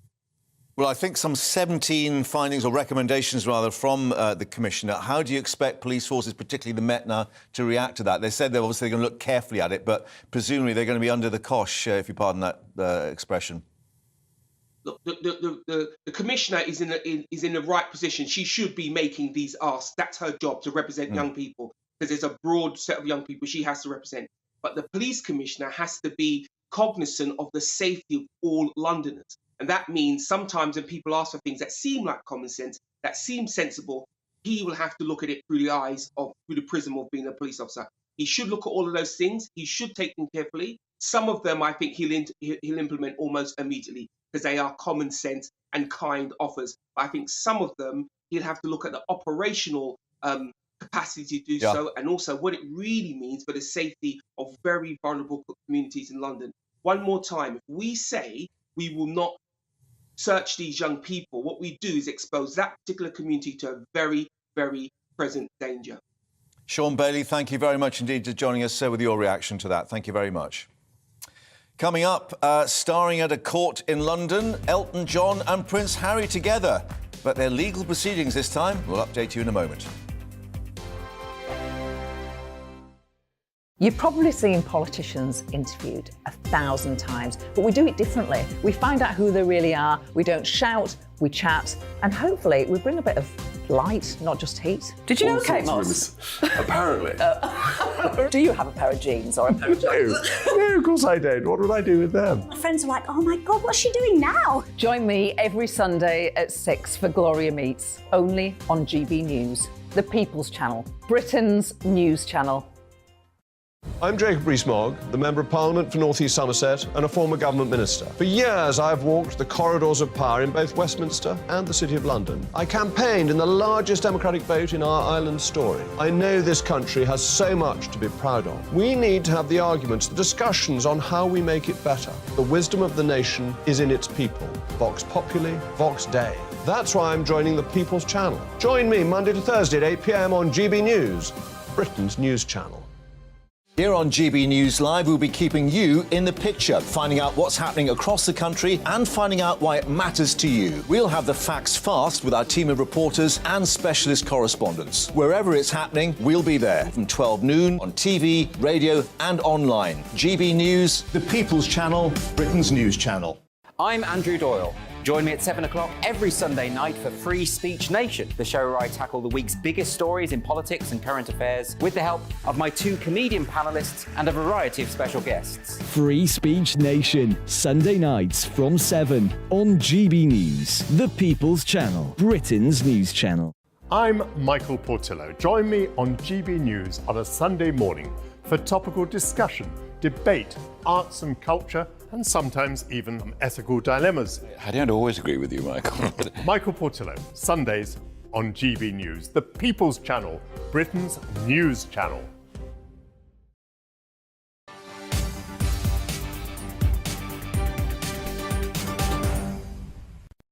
And welcome back to GB News Live. Now, Prince Harry's in the High Court with legal proceedings beginning in an alleged phone tapping and privacy case. The Duke of Sussex, among many individuals, including Sir Elton John, Liz Hurley and Sadie Frost, suing Associated Newspapers, the publishers of the Daily Mail on Sunday. Let's just update you with the latest we're getting from the court, where Sir Elton John and his husband David Furnish found the unexplained disclosure of private information in the press frightening, and as a result have someone watching cameras in their home every night. The High Court being told that in evidence in this past hour.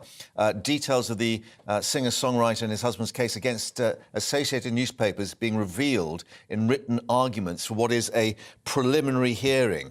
Let's speak now to our royal reporter Cameron Walker joining us in the studio, because that very fact that this was a preliminary hearing, people were very surprised first to see Prince Harry turning up and then Sir Elton John as well. Yes, and a number of others as well. It is extraordinary. Yes, exactly. It is extraordinary. This was meant to be a preliminary hearing deciding whether or not this case would go to a full-blown trial, because Associated Newspapers lawyers had asked the judge to consider the idea that these claims have been made too late, essentially. A number of these claims are talking about allegations which date back to the early 2000s, perhaps late 90s as well, and they're saying there is not enough evidence. But clearly the lawyers of Prince Harry, Sir Elton John, David Furnish and the rest all believe there is a case to answer here. And we saw him arriving with a security detail. We don't think that it was probably Royal Protection Squad. He arrived in a taxi. And rather unfortunate that he literally then bumped into a photographer, which is rather ironic. Indeed. Trying to get into the court. I mean, if you see there, the photographer obviously wasn't looking where he was going, because he was walking backwards trying to take a photograph, and kind of bounced off the fence into Prince Harry, which clearly may perhaps alarmed his security detail. But yes, you're right. No Metropolitan Police protection here, as far as we're aware. Of course, he's no longer a working member of the royal family and isn't entitled to it unless it's a big state occasion. Yeah. But he would have had security there. But I think it shows the determination of Prince Harry to physically be seen walking into the main entrance of the High Court in London, being there. He is quite literally having his day in court. He feels it's his duty to hold those powerful people to account and basically uncover this alleged wrongdoing which he sees has happened. Associated Newspapers are saying that it's basically preposterous smears and pre-planned and orchestrated attempt to drag the Mail titles into the phone hacking scandal, and they are unsubstantiated claims. That's what they say. A bit of detail on that, which is quite interesting. As you say, Associated Newspaper trying to argue that the 7 people in total bringing the privacy claims could have brought them earlier. Adrian Beltrami, who's the KC for the publisher, a written submission, the Duke does not offer any reason why he could not, with reasonable diligence, have discovered the basis for his inferential claim against Associated before October 2016. Therefore, all this being discussed in court to see whether it goes to a full hearing. But this is taking 4 days on its own just to go through this initial stage. Yes, and our reporter Ellie Costello, who is actually in court, was saying earlier that the judge was saying that is unprecedented, that a preliminary hearing is going to take 4 days in this case. I think perhaps this could be, if it goes to a full-blown trial, a bit of a landmark case. I think there will be lots of evidence heard. Perhaps we'll hear from Prince Harry himself in court. Sir Elton John, of course, associated newspapers will argue their defence as well. But clearly there is a danger here, perhaps, that this is really going to come to blows in terms of the British press versus Prince Harry, of a war he's really been raging for the last 20 years. And other high-profile things as well. Just one last very quick reflection. If he's here for 4 days, if he's going to attend every day, Buckingham Palace indicating the King not at Windsor nor in London, the Prince of Wales is not at Windsor either, and we assume, obviously, that Harry will be staying at Frogmore Cottage in Windsor Great. Yes, perhaps very convenient. Yeah, Prince Harry will be staying in Frogmore Cottage. The lease doesn't run out, we don't believe, until at least the end of this month. The Prince of Wales, the Princess of Wales and their 3 children are not in Windsor, I'm told. It's the Easter holidays for the children, so they're away. The King and Queen Consorts, of course, were meant to be in France, but they're not, due to the protest. A state visit has been postponed to France. So presumably they have a bit of a free diary over the next few days, but we're told by Buckingham Palace they're not in London or Windsor. Full stop. Cameron, thank you very much indeed for that, and we'll see, of course, what emerges in that continuing court case this afternoon. But let's tell you now about Rishi Sunak, who's been speaking about the importance of immediate justice, as he stressed the need for zero-tolerance approach to antisocial behaviour. Well, confirming a ban on laughing gas canisters that will be put in place, he said the government is tackling the scourge of drugs, as he described it, all part of a crackdown on antisocial behaviour. Also stressing the importance of strong communities built on values. Let's get more from Essex now with our political editor, Darren McCaffrey, who was there for that event. And Darren, we've just been discussing earlier, of course, echoes of the past. Remember Tony Blair's tough on crime and tough on the causes of crime. Yeah, indeed, and antisocial behaviour actually has been at the kind of root of lots of initiatives on crime, really over the last 2 decades or so. As you say, started by Tony Blair in the early noughties when he brought up this idea of marching people to cash points to pay on-the-spot fines. But really, as a one reporter put it to the Prime Minister today, that every government seems to have had an initiative to clamp down on antisocial behaviour, and yet for many parts of the country, for many communities, things seem to have got worse rather than better. In terms of this initiative today, the Prime Minister talking about trying to tackle graffiti, people begging outside ATM machines, also trying to evict tenants that were nuisances a lot easier, people who create an awful lot of noise. And as you say, the most eye-catching initiative, much trailed over the weekend when it came to banning laughing gas. Now, this is for recreational purposes. At the moment, it is illegal actually to sell those canisters to anyone for recreational purposes. This will effectively criminalise the person doing that as well. Some people, particularly those who work for drugs charities, suggest that actually will make things worse. It'll criminalise people and drive some into the arms of criminals. But this is a policy that's been backed by the Labour Party as well. In saying that, you know, the Prime Minister today talking about how this is tackling the scourge of antisocial behaviour of drug use. He was talking about the fact that it was the 3rd largest drug used by young people, and that everyone up and down the country has seen those kind of silver canisters in parks and playgrounds and in public spaces across the country.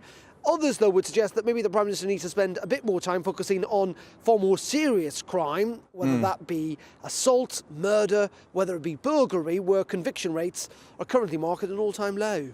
Yeah, and interesting, this issue of nitrous oxide, the laughing gas, against the advice of official government advisers. And then David Badcock from the Drug Science Scientific Committee saying it's just the same old tired drugs policy. Yeah, again, this idea of the fact that you just criminalise it. Now, clearly, that's where Conservative governments have been in the past, though we have seen, operationally at least, a bit of a softening when it comes to other drugs like cannabis, for example, with the police not necessarily implementing the law to its full force, trying to, in many ways, persuade people off drugs rather than to immediately criminalise them. But ultimately, the Prime Minister seems to be suggesting, and he said this today, he's going to take a zero-tolerance approach to drugs, which is a bit of a change, and it must be said, a bit of a change away from what we're seeing elsewhere in the world as well, Mark. OK, well, thank you very much for updating us there in Essex at Chelmsford. And, of course, we'll see if that is going to be a laughing matter or otherwise for the government. Coming up, Patrick's going to be looking after you for the next few hours with more reaction, of course, north of the border. A new dawn for Scotland or just a new dawn for the SNP? We're getting more reaction coming up, but update on the weather for you now. Hello again, it's Aidan McGibbon here from the Met Office.